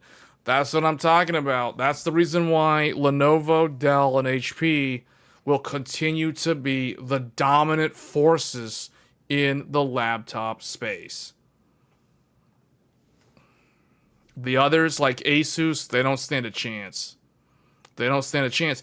And it shows because when you compare, like, let's say you compare Asus to Lenovo in terms of quality, oh my goodness, there's a difference. There's a world of a difference. Asus quality, I'm not trying to hate on Asus or anything. I'm just saying the amount of experience that Lenovo has in building laptops for various different use cases far surpasses Asus in every way imaginable. Like, I have looked at Asus laptops in person, firsthand. I've looked at Lenovo laptops in person, firsthand. There's a completely different... it's completely different. It's night and day. Asus can get Asus can get the production, but Asus isn't going to get the contract with the actual end customer who's buying or leasing a whole bunch of laptops. You know what I'm saying? Like, Asus might assemble laptops for, I don't know, Dell or something, if they even do that. I don't think they do that, but I don't think they're gonna get the they're not gonna get the contract. They're not gonna get the lease. So that leaves these three. So that's another thing too. Like, I'm not telling you guys don't consider Asus laptops. That's not what I'm saying. If people are thinking that's what I'm saying, they're misinterpreting me. What I'm saying is, typically, if I'm going to start looking for a laptop, like if I'm interested in buying one, I'm going to start with the big three. I'm going to start with Dell, then look at HP. Well, actually, I'm going to start with Lenovo. Lenovo's the biggest one. I always go to Lenovo because I've always been a Lenovo person. But I look at Lenovo, HP, and Dell before I consider Asus, MSI, Acer, Gigabyte, you know, all those other ones. This is the way I look at it. Personally, this is the way I see it. I don't know if I'm wrong or right, but my own logic tells me the top tiers, the tier ones, the tier one providers for laptops are Lenovo, HP, and Dell. The tier twos, meaning the slightly lower end, is going to be Asus, MSI, Acer, Gigabyte, like all the others. So, yeah. Okay. So, let's look at Lenovo here for a second. Let's look at what Lenovo's got. Lenovo has all this weird stuff. Yoga, X1. Actually, you know what? Let's look at the gamers. Let's talk about the gamers. The gaming laptops. Everyone's got to have their brands. Lenovo's gaming brand is called Legion. The Lenovo Legion. And by far, they have the coolest gaming brand. I know Asus has ROG Strix. Like, a lot of people are like, oh, ROG. Wrong. The Republic of Gamers. But I don't know, man. I just think Legion as a brand is cooler than ROG. Like, Legion just makes ROG look lame. I'm just serious. Like, I don't know. Maybe it's bias. Like, maybe I'm too much of a Lenovo fanboy or something. But like I don't buy Legions, so it's like what do I care? I'm just saying like in general, Legion sounds cool and Legions look they look edgy enough without being so overdone that they look too gamer. You know what I'm saying? Like Legions have the right mix of it's a gamer laptop, but it actually looks sophisticated enough without being overly gamer to the detriment of the laptop. You know what I'm saying? Whereas the Strix, you look at this thing, the big old thick I almost wanted to say C pill like it's a car, but the Strix got those thick sides right there. It's like, you know, it doesn't look bad. I'm saying like the Strix is okay, but you know, Legion, when it comes to the look of the laptop, the Legions look cooler, man. Legions look way cooler. And you can tell it's because Lenovo understands what a laptop's supposed to be. The most top tier is dominated by MSI. Are you sure about that? I don't think so. I don't think so. I think Legion sells the most out of the gamers.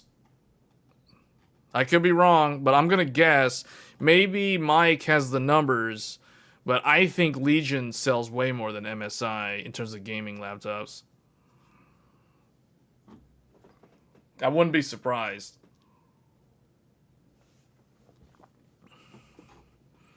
If I was a 16-year-old gamer, I wish I could get a Lenovo Legion instead of a MSI. What is the MSI thing? Actually, MSI has the A18, the Vector, the Katana. Like what? This is what I mean, right? Like this is what I mean by trying to be edgy. The Katana.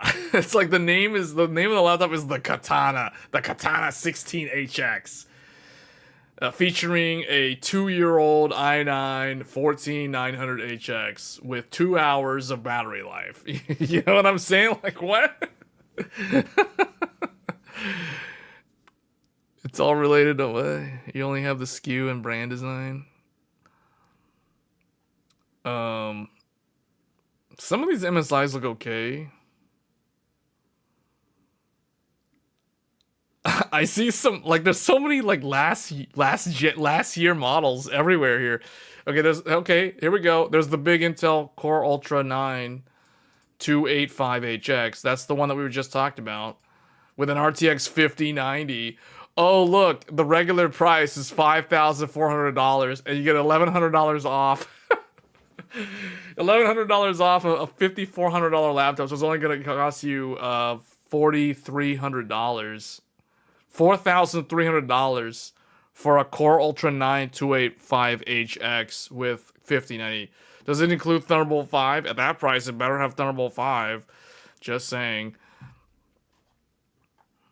It's got 3 SSDs. Okay. Hey, MSI is doing exactly what I said. Okay, this is cool because now we can put these vendors to the test. Now we can see if they're actually leveraging the full potential of these chips. So let me see. The Titan 18HX AI A2XWJG-412US with a 5090, 64 gigs of SODIMM, 2 terabyte Gen 5 plus 2 terabyte Gen 4, 18-inch 4K 120 hertz. Oh, I like that it's so mini LED. Wait a minute, mini LED? Mini LED? It's not the stupid OLED? What? MSI gaming laptops have always been king, at least in terms of pricing. Just look at the price of the Titan 18HX Dragon Edition, for example. The Dragon Edition? Which one is that? Wait, I didn't even know. Whoa, man, they got like all these different ones. Like, hold on, let's zoom in on here. What's going on here? MSI has got all this stuff. The Dragon? Where's the Dragon? The Titan? Is it this one? Wait, where's the Dragon? Which one's the Dragon? The Claw. Oh, there's the Claw. The Vector, the Katana, the HX, the stealth, the vector, the... Oh, here's the one with fire range. Yeah, this is the one with fire range. 5070 Ti laptop. That's actually probably a more balanced build. 1440p, 240 hertz. So 1600p, but you know, whatever. It's like 1440p. IPS. I like that these are IPS. I hate OLED screens that are glossy. Like, those are straight up deal breakers. Man, the MSI has got the good stuff. MSI's got the good stuff. 240 hertz IPS, 1600p with a 5070 Ti laptop it's fine. I mean, that's fine. HX, there's no, where's the HX 3D? I know there's an HX 3D one. I can't imagine these things having good battery life though, and all those LED, the RGB stuff, like, just drains the battery even more. This looks like a Legion from 2020. OLED looks so good until you start getting a headache if you're running it at anything less than 90% brightness. What is this? They have a convertible? They've got like a random convertible thing. What is this? Oh, for a second I thought this was a Strix Halo. I almost flipped out thinking this was a Strix Halo, but this is not. This is a Strix Point. Yeah, Strix Point with integrated graphics. See, what is up with everybody like doing these weird, like, they do these one-off, why do they do these experimental laptops with the AMD chips in them? HX AI. Is this the Dragon? Is this the Dragon? This one has a 4 terabyte. This one's got a 4 terabyte. Wait a minute, no, this thing has 3 SSDs. This has 3 SSDs. I like that MSI is actually using the Arrow Lake chipset the way it's supposed to be used. Because we talked about this. That was the whole point of me spending like 2 hours going over all those chips. Arrow Lake HX can do wait, where is it? 1, 2. Look, MSI just straight up does it right there. They're doing 2 of the Gen 4. They got 1 here and like 1 is somewhere down here. And they're doing the 3 SSDs. They're doing 3 SSDs. You're not going to see 3 SSDs in a fire range laptop unless AMD... Well, okay, here's the thing. Like, if they're not doing USB 4, they can do 3 SSDs in a fire range. They can do 1, 2, 3. The third one will only be... No. What am I talking about? 1, 2... They can do 3. They can do 3 in a fire range. But... if they're going to do USB 4, they're only going to do 2. They could technically do 3 on a fire range laptop with Thunderbolt 4. But the question is, like, are they going to actually do it? That's the thing. Like, I feel like the AMD fire range is treated like some kind of afterthought, whereas the, like, MSI looks at this and like, hey, man, Intel's got this big old chipset here. Let's connect a bunch of stuff to it.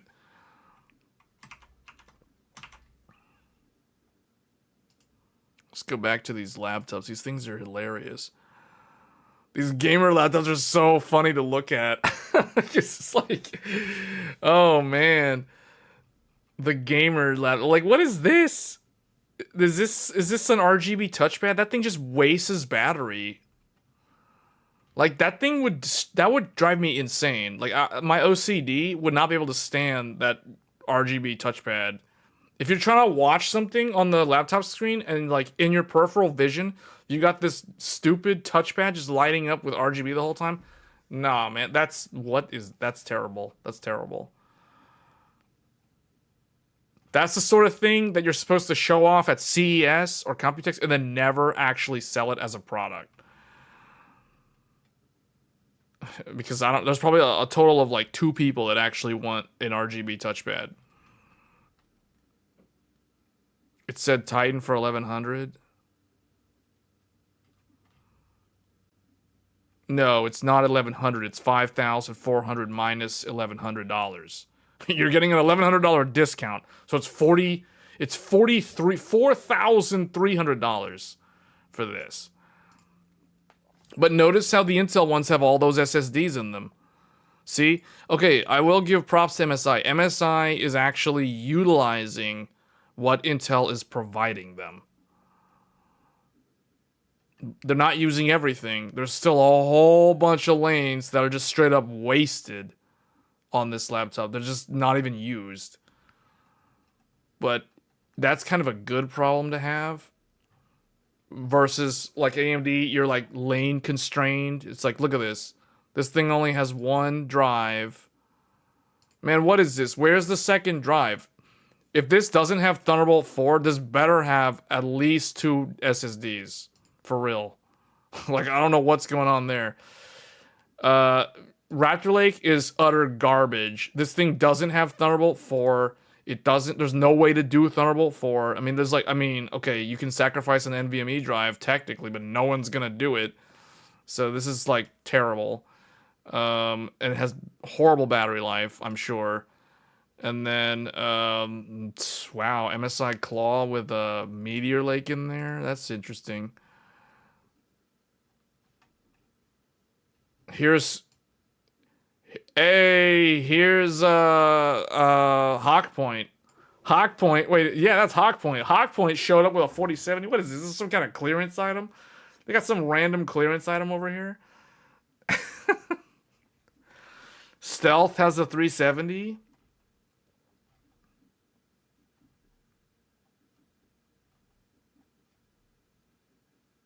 Where? How do you see the whole list? Why do they show it like this? I can't find the Stealth with the 3. This is the Arrow Lake. What's up with all MSI is going all in on like the big, loud, heavy Arrow Lake HX. Where's the regular Arrow Lake? Why are they doing the big one? It's like okay, here's one. Here's regular Arrow Lake. What? This is like $1,000. Wait, what is this? Oh, integrated graphics. it's Intel integrated graphics. So it's like, wait, what? How is this $1,000? This is like $900. Windows 11 Home. Okay, you know, whatever. MSI apparently recommends Windows 11 Pro. And then 32 gigs, 216. So you know it's SODIMM. Okay, it's got SODIMM. It's upgradable. Hey, this is actually pretty decent, you know? This is upgradable.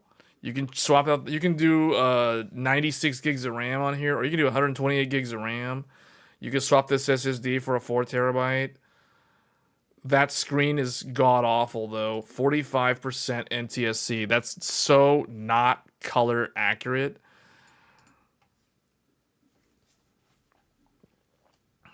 Am I looking at the discount section? Oh, I'm looking at the discount section. Am I? Products, laptops. Let's do laptop. MSI. Hold up. What is this? Okay, I'm trying to learn MSI. It's like I feel like I'm learning a new language. Titan is the ultimate. Raider and Vector is for enthusiasts. Stealth and Creator Series.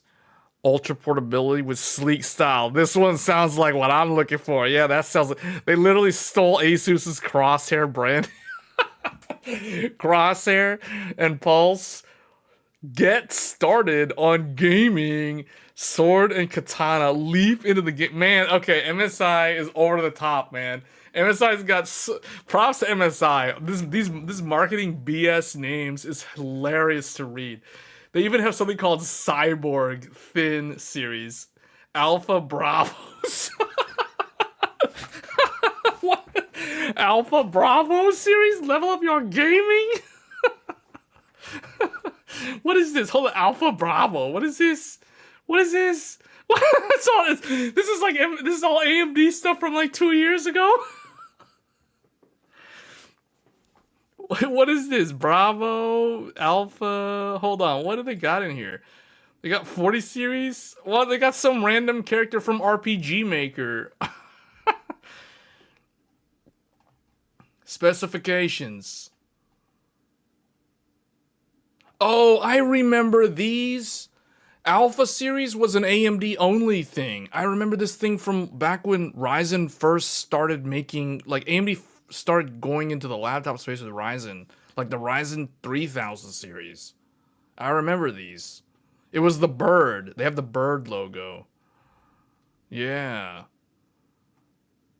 So you can get, okay, this is the I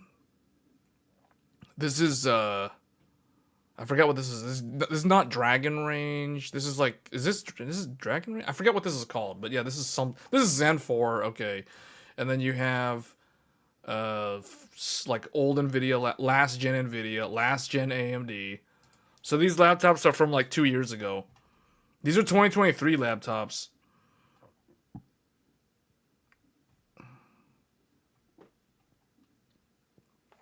Okay. Since they're the older one, I don't expect Thunderbolt 4, so they don't have Thunderbolt 4. 240 watt. Okay, you're carrying the power brick like you're going to the gym. 2 watt speakers, 720p. Man, this is hilarious. 100 watt hour battery, 6.1 pounds, man. This is for the people who need to do a workout. 6.17 pounds. Carry that on your back like it's Master Roshi weighted training clothing. What is going on here? For real. 6.1 pounds. 17.3 inch. On a 2-year-old laptop. Fantastic. Alright, let me go back to the brands. This is hilarious. This is so entertaining. I don't know. I'm having way too much fun with this. I love these. Okay, what do they have for business, actually? What do they have for business? Summit. Premium Business Solution. This is the sophisticated one. Prestige. Efficiency, mobility, elegance. Venture. Robust and unmatched performance. Modern. Series. Your best everyday laptop. It's the best everyday laptop. You don't need these. Commercial. Commercial? What is that? Commercial? These are commercial. Venture Pro.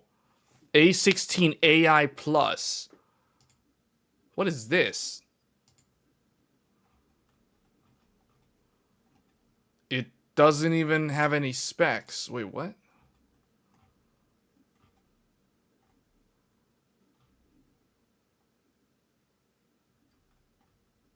Ryzen Zen 5, 8-core, 16 threads. So that means this is probably, this is either Kraken point or the rare Strix point. The CPU, the NPU. GeForce RTX. Man, I didn't even know MSI had this stuff. I wish I knew this. Okay, I'm really glad I decided to talk about laptops on this episode of Tech Thursdays. I didn't even know MSI had anything like this. This is like all brand new stuff. Man, I'm gonna have to reevaluate literally every single. Okay, yeah, Kraken point with a 5060, 2K screen, 120 refresh. But it's a god awful OLED though. Oh man, OLED just broke it. OLED just deleted this laptop from my entire memory. I'll never remember this laptop now because it has an OLED. Goodbye. Let's go to the gaming again. Let's look at these let's look at the stealth actually. Stealth sounds good. Ultra portability with sleek style. This one sounds good. Okay, yeah, these automatically look like they're already on the list. These get to be on the short list because these are the good ones. Stealth 18 AI Plus, A16 AI Plus, AMD Ryzen, Intel Core Ultra Series 2, Intel Core Ultra AMD. Man, they actually have Mercedes. What is this? Mercedes AMG laptop. Huh? What? Oh my goodness. It has the processor of the year with this thing? And a 240. Oh, why? Why do they ruin it? Why do they ruin it? MSI had all these good things earlier, those back to school things with IPS screens. Now they go and put OLEDs and ruin everything. Oh, you know why? Because they're marketing this to creative types, and the creative types want the OLED for the color accuracy. Man, that's terrible. Like, there's not enough options for screens these days on the nice ones. These are the nice laptops, but they go and they throw these stupid OLEDs on them.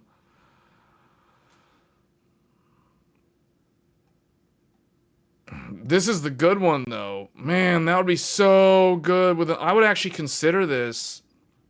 I would consider this if it had a matte IPS screen. I would literally consider buying this. I would consider buying this right now if this had an IPS matte finish screen. Wow. That looks nice. See, that's the sort of thing. Because that laptop, that laptop is similar to this. That is a thin and light, just like this Lenovo. That is similar to another laptop from Asus called the ProArt P16, which is the most Apple-looking laptop that runs Windows that I have ever seen. This thing literally looks like a blacked-out MacBook from Asus. So, but the MSI Stealth is kind of like that. It's similar. Yeah, dual fan cooling. Man, this could have been so good. I mean, it is good. If you like OLED and you're never going to run your brightness at like 0% like me, then yeah, whatever. Okay, so this thing has Thunderbolt as expected. It's got the Thunderbolt. It's got all the good stuff. Basically, guys, if it has, this is the reason why I'm telling you HX370 is like the best AMD mobile chip, because this thing guarantees you're going to get your Thunderbolt compatible USB-C port, at least one, if not two.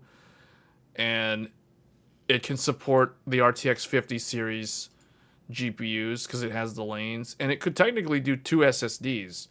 So this is the best one. Like this one hands down is my favorite AMD mobile chip, the AI9 HX370. Like that's like, if I can find one of these with an IPS screen with USB 4, which is pretty much standard equipment on these, unlike the Fire Range stuff. Yeah, this is good. Magnesium alloy. Man, they copied a lot of that stuff that Lenovo's been doing for so long. Yeah, this is the good stuff right here. What's the, I don't understand why they're not showing the specs. Like, why do I not see the specs? I like this one, though. Alright, let's look at the entertaining ones. Let's look at the Ultimate Powerhouse. Here we go. The Ultimate Powerhouse. These Intel Core Ultra. There's a Titan 18. Oh, Dragon Edition, Norse Myth. So what is this? I can't stand that touchpad. That touchpad is already a deal breaker. It's got the big fat Intel one that uses all the power and generates all the heat. Thunderbolt 5, dude. There we go. I told you they could put Thunderbolt 5, because when we analyzed the block diagram, the thing is, they're not doing this natively. They have to buy the JHL 9580 from Intel to hook this up to 4 lanes of PCIe. And the thing is, they could be offering Thunderbolt 5 and Thunderbolt 4, but knowing how they build these things, they're just gonna like shortchange you and ignore the Thunderbolt 4 ports, even though they're still there. This doesn't cover up Thunderbolt 4. This is in addition to Thunderbolt 4. However, they're not going to give you Thunderbolt 4. They're going to take Thunderbolt 4 away. They giveth and they taketh. The Titan taketh Thunderbolt 4 and giveth Thunderbolt 5. while sacrificing 4 lanes.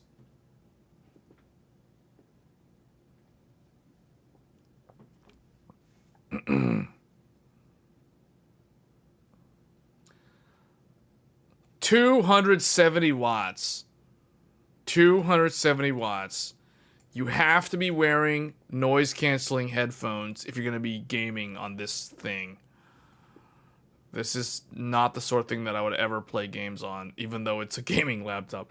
Like, I don't know. I mean, maybe for like 10 minutes with really old games or something, but do I even need this laptop to do that?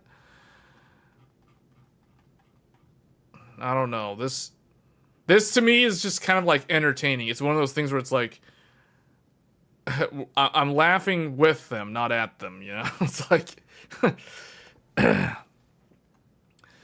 yeah, this is, okay, this is just all generic cut and paste stuff from Microsoft and NVIDIA. 95 watts on a CPU. Yeah, 95 watts on a laptop. That sounds so attractive. Yeah, I would love to see that. 95 watts on a laptop CPU. That's some great stuff you got going on there.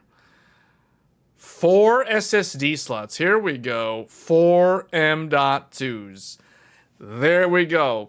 Thank you, MSI, for proving me right. Because I said this earlier. 1, 2, and 3 and 4. You can do them all right there, or maybe even down here. Yeah, or just down here.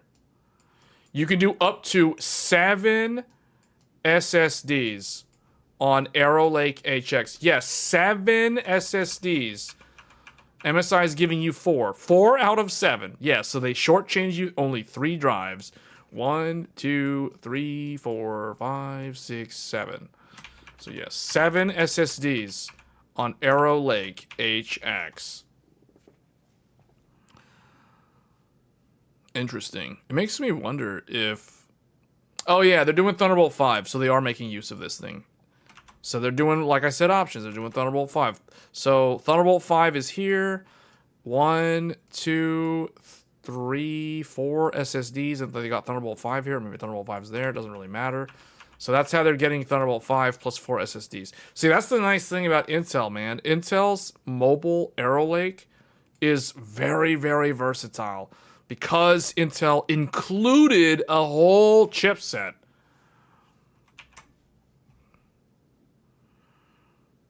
Man, MSI. So, but see, this is the thing. I wanted to show you guys the block diagrams because I can see it now. Someone is going to watch a laptop review or a comparison, and they're going to be like, man, Intel's got backroom deals. They're paying off MSI to make AMD laptops look bad. How come Intel laptops have 4 SSDs and Thunderbolt 5, and AMD doesn't even have Thunderbolt 4, and it only has like 2 SSDs or 1 SSD? What's going on here? It's not MSI's fault. It's not Intel's fault. If you want to blame someone, you got to blame AMD because AMD didn't set the correct expectations with... I mean, maybe they did, but I think they should have done a better job because or maybe it is MSI's fault now that I think about it, because it's like you can still do 3 SSDs, or you can do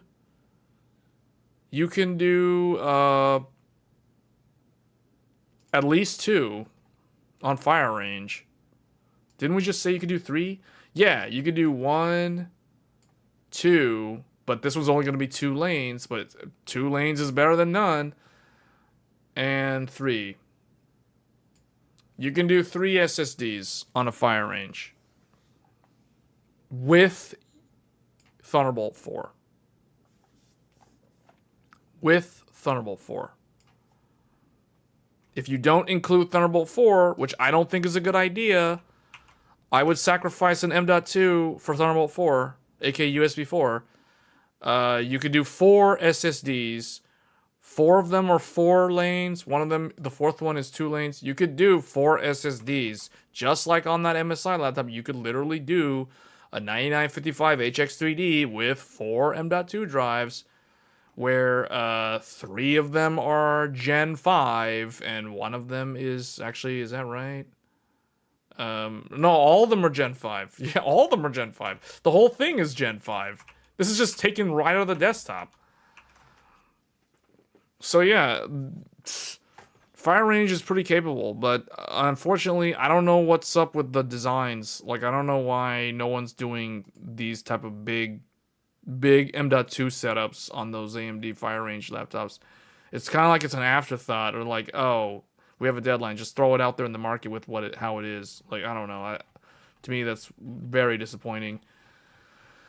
But it has nothing to do with Intel, though. All I'm saying is Intel did not pay off MSI to make AMD look bad. It's just, I don't know.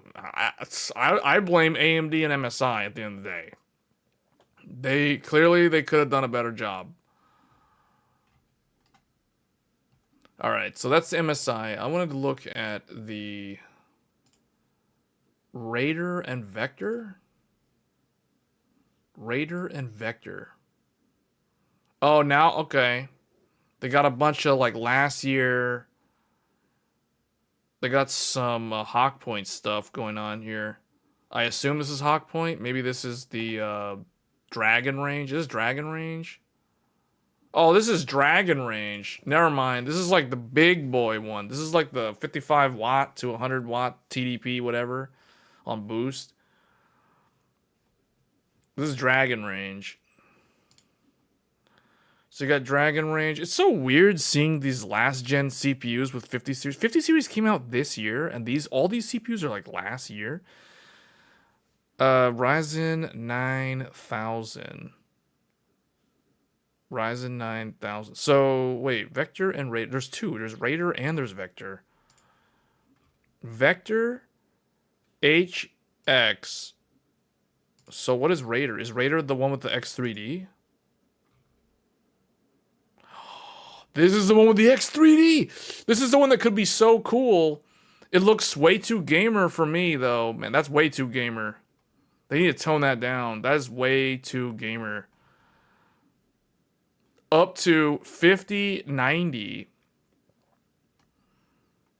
Oh man, I like that it's mini LED. I like that it's mini LED. Thankfully, it's not some stupid OLED.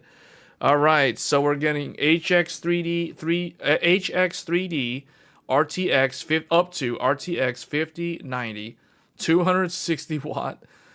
Okay. Does it have Thunderbolt 4? My question is, does it have Thunderbolt 4? Like, question 1 on the interview. Do you have Thunderbolt 4? Oh, okay, USB 4, whatever, same thing, I don't care. Do you have USB 4 on here? It's like, you're applying for a job, and the first question is, do you have USB 4 capability? What? Wait, no, is that? Oh, wait, hold on. What? This thing, did MSI do the impossible? Why is this 400 watt?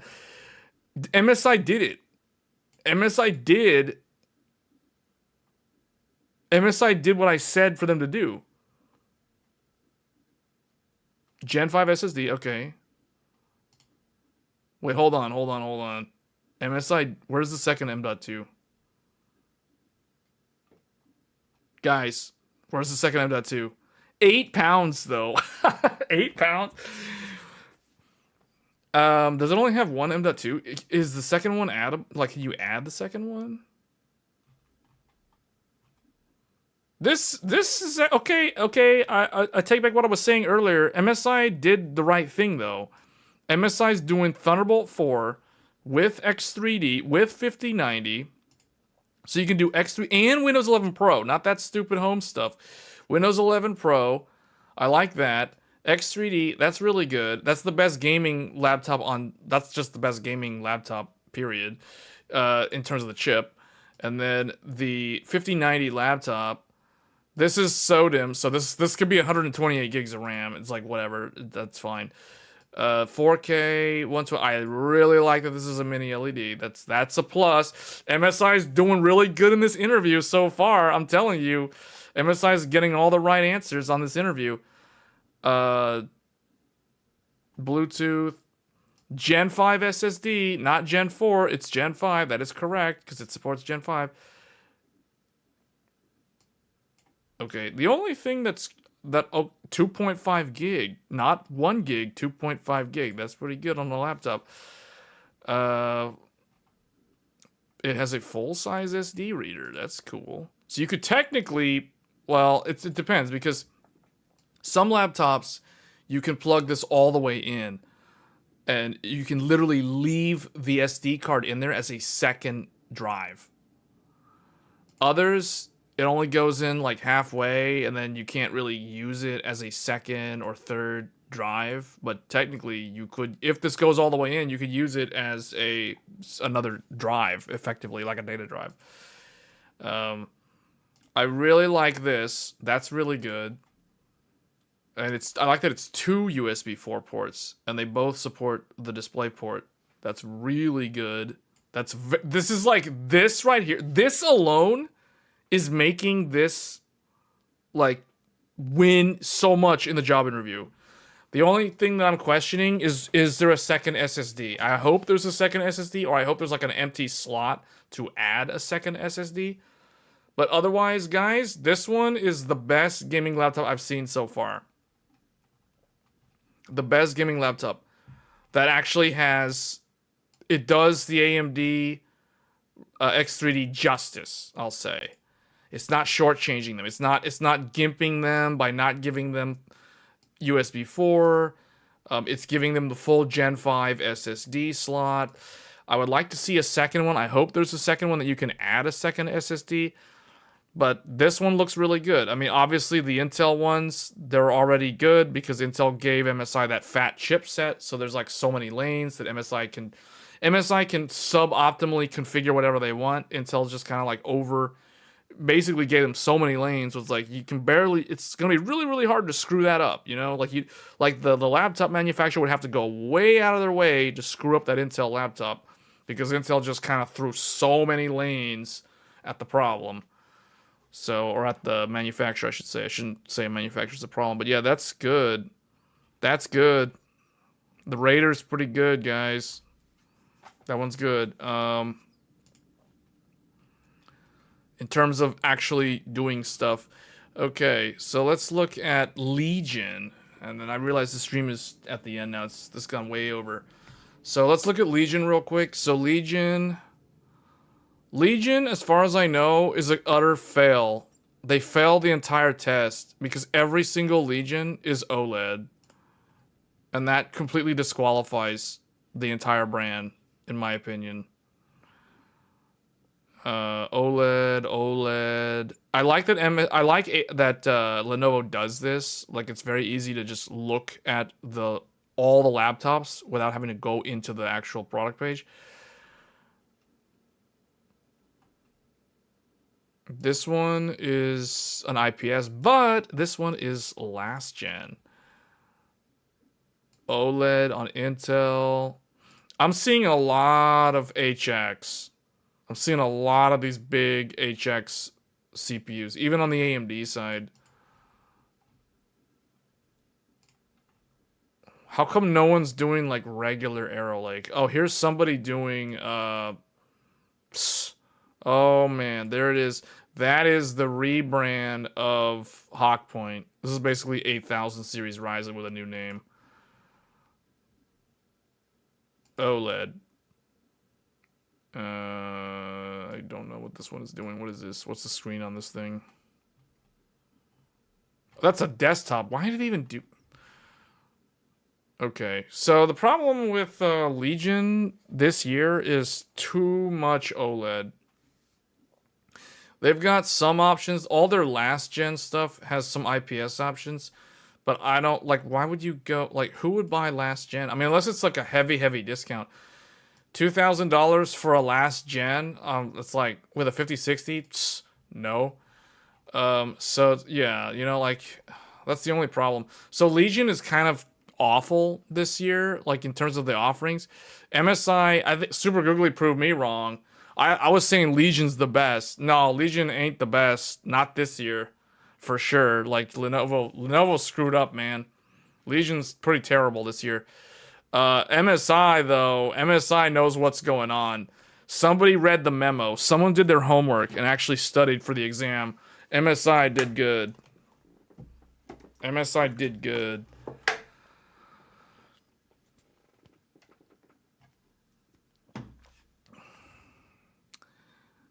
What is this?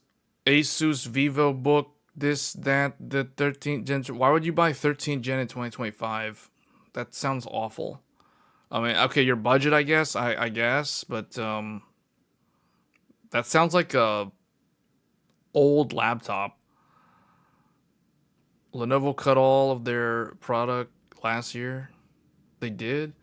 I don't know, man. Lenovo Legion is usually my. If I have to recommend somebody a gaming laptop, I typically first look at Legion.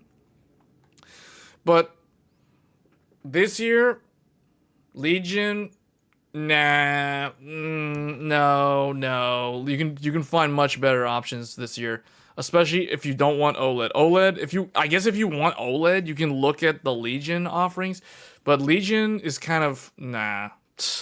No. There's better ones. And they keep messing with the keyboard on these. I don't know why. Lenovo has the best keyboard.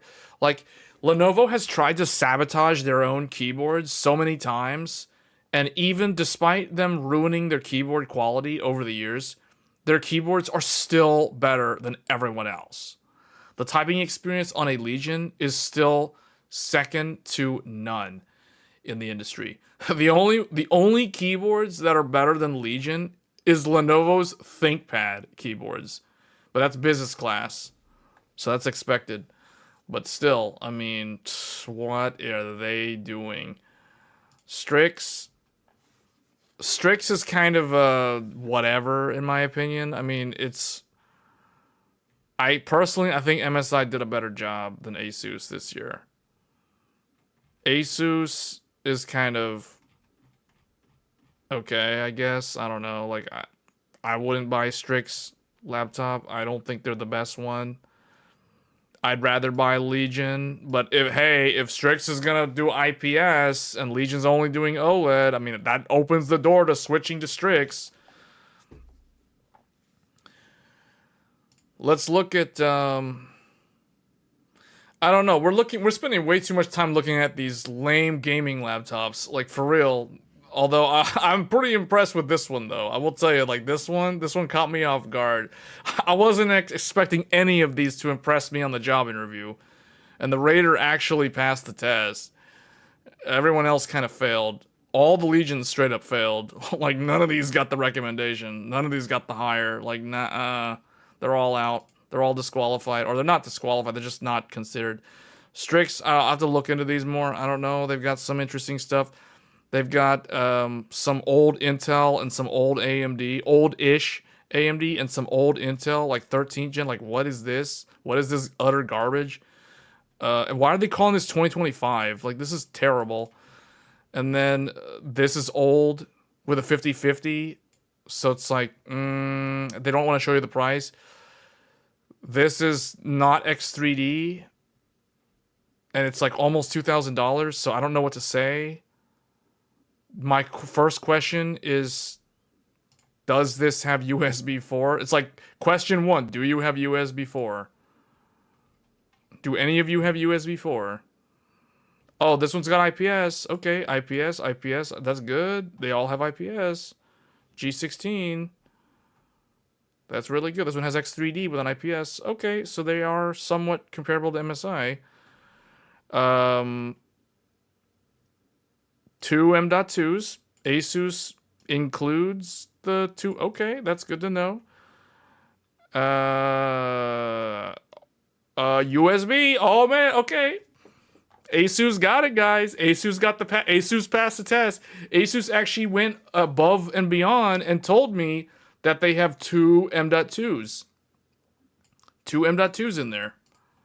And they got the USB. Now they've got only one, but I'll take one over none. If you have one, you pass the test. If you have two, you get bonus points. If you have zero, you straight up fail the test. So Asus passed the test. Legion, I think, kind of failed the test because of the OLED. They straight up disqualified themselves because of OLED. You go back and look at the Raider. I couldn't find the info on the M.2. It just says Gen 5 M.2. Like, okay, I'll say one thing. Technically, all these SSDs on the laptop for fire range should be Gen 5 capable. However, I'll say this, I would rather have 2 Gen 4 slots than 1 Gen 5.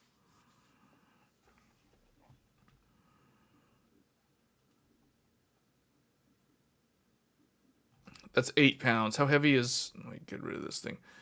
How heavy is the Strix? I like all these IPS, though. That's good. This is 1600p is also good.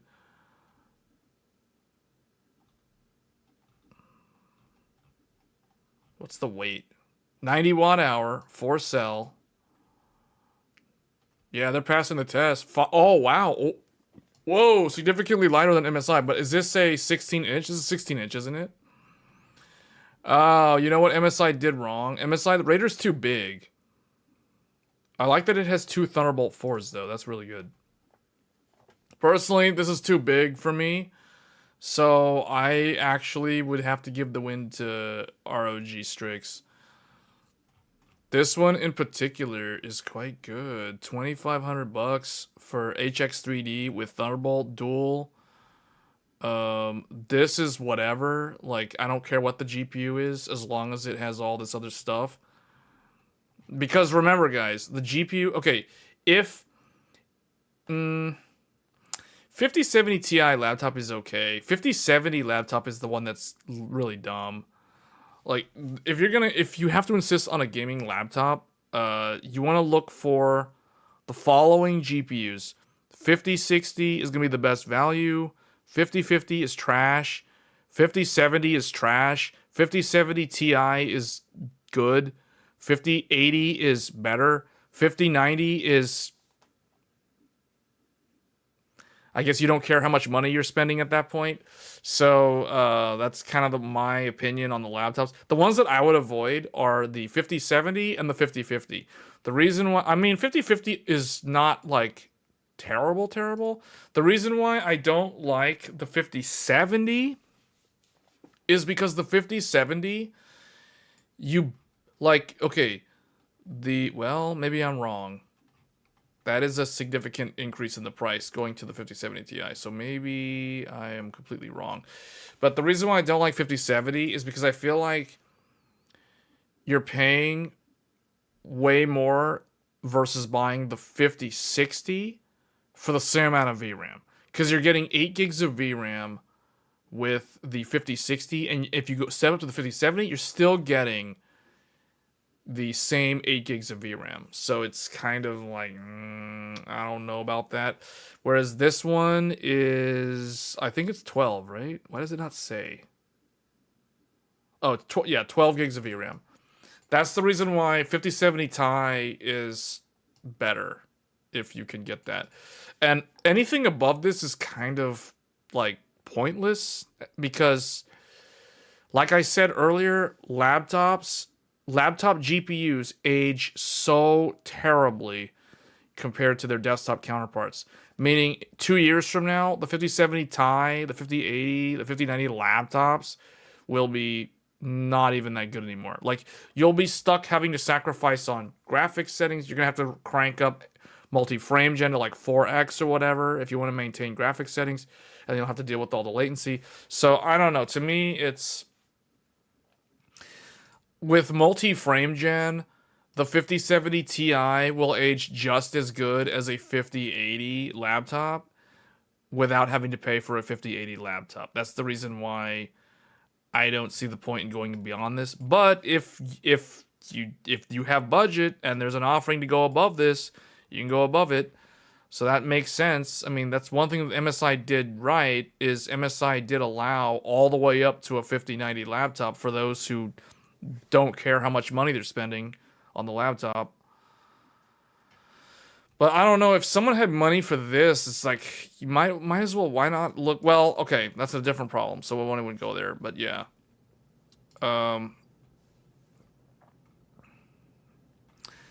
Asus is pretty good, man. I'm gonna have to look into this more. I'm gonna have to do my research because Asus and MSI, they done good. They done good. Actually, this is one Type-C USB 4 and another one. Okay, it's dual. It's dual USB 4. Man, Asus and MSI are in the house. They know what to do.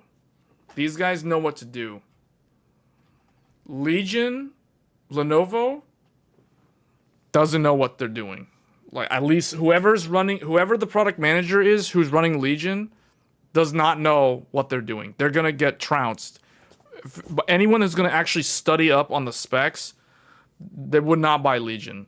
They straight up would not buy Legion over these other guys. These smaller guys are doing a better job when it comes to the gaming segment. Now, if we're talking like professional, business class, completely different story. Lenovo trounces those guys. No offense to MSI with their little Mercedes laptop and Asus with their ProArt or whatever they have for the professional stuff.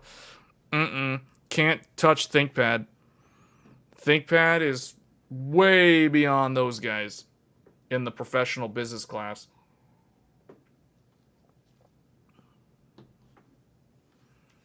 You're at AMD's planning on using LPDDR on their GPU.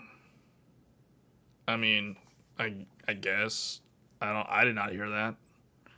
Pro 6000 or 8% of all Pro 6000 server. Pro 6000 is going to sell a ton because of the enterprise. It's because everyone's buying up RTX Pro 6000 for AI inferencing. Yeah.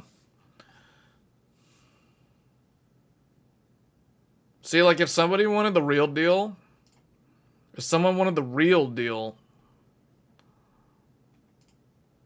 they'd get something like this. Coming soon. But the ones that are available now,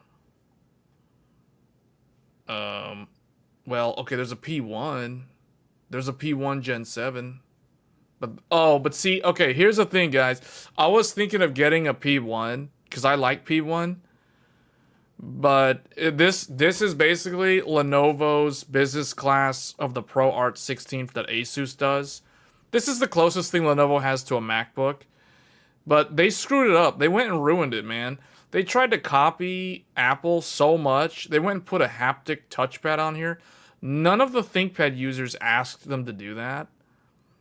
Lenovo, this is an example of Lenovo trying to appeal to people who use Mac. And it's totally not going to work. It is not going to work.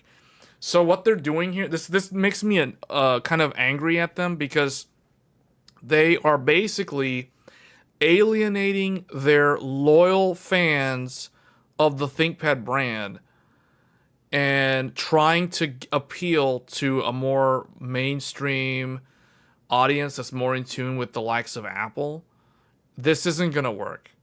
Like, they've tried this before. They did this 10 years ago or 11 years ago, and it backfired so bad. And it's like, man, history totally repeats itself with these guys.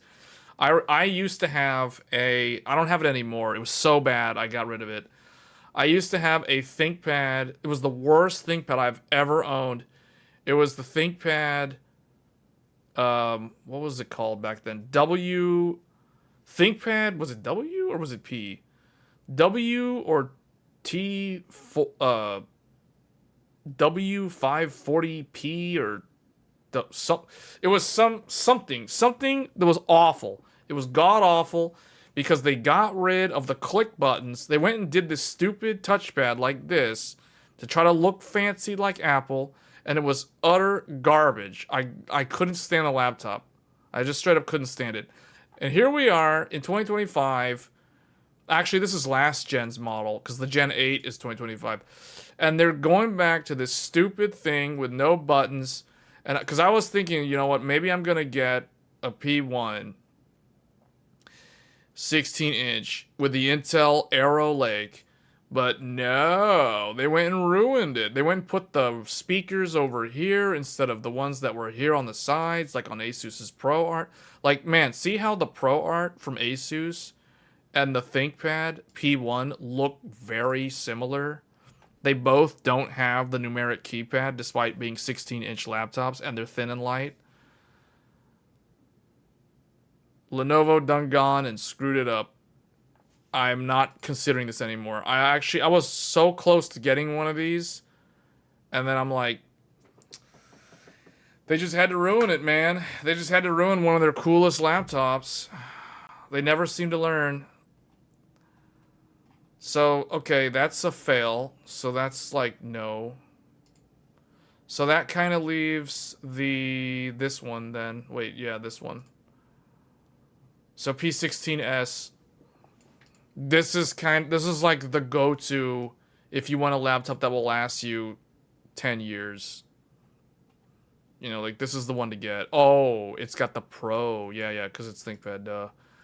AMD Ryzen AI Pro 300. So this is going to be Strix point or Kraken point.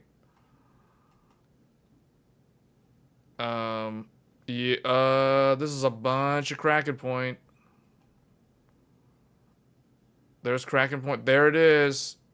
There it is. They got it. The Ryzen AI 9 HX Pro 370. So this is the professional one. This is like an Intel V Pro.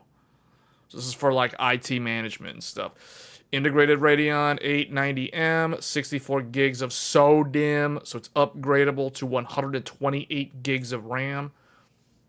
It comes with a 1 terabyte IPS. Oh, they got an OLED option, but they got IPS, so I like that they got IPS. Here's another one. Oh, here's the fully loaded one. So 96 gigs of RAM right there. 2x 48 gigs SODIMM. 2 terabyte. I don't know if it has a second SSD. Technically it could, but it would be 2 lanes. And then an IPS. So, yeah. I mean, this is a business laptop, so I expect it to be IPS. But it's sad. It's like that's where you have to go if you want to ensure an IPS in a decently sized, thin and light laptop. You got to go to the workstation market to get that. It's like you're not going to find that in a gaming laptop. A gaming laptop is going to be too big, too heavy, overpriced. But yeah, at least, okay. I guess the key takeaway, we're at the end of the stream now. Asus and MSI passed the test. Lenovo failed the test. I haven't looked at HP or Dell, but I wouldn't be surprised if both of them, especially Dell, fails the test because Dell, I don't know. Dell will have good ones for Intel. I know that. I'm sure they will. I just don't know if they're going to be able to get all the options that Intel offers. But MSI did good. MSI did really good.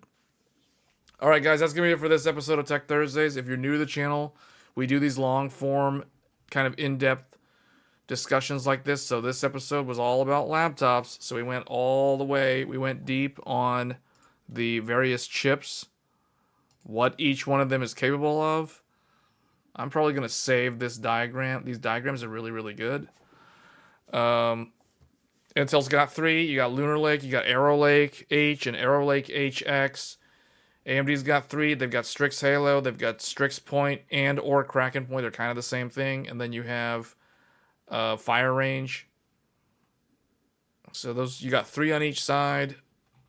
Really, the real ones though are Strix Point, Kraken Point, and Fire Range versus Arrow Lake H and Arrow Lake HX. And Meteor Lake is hidden in there still, and Hawk Point is also still hidden in there. They got rebrands on both sides, but that's going to be it for this episode. Hope you guys enjoyed this deep dive on everything related to laptops, because if you're in the market for a laptop, at least now you know what to look for in terms of the feature set. So this is kind of what I would look for. And with that being said, we'll be back next week with more Tech Thursdays. This weekend, we'll probably do one live stream on the weekend featuring one of the games. I don't know which one yet, but it'll be one of the games. So stay tuned for that, and I will see you guys next time on Tech Thursdays. Take care, and thanks for tuning in, as always.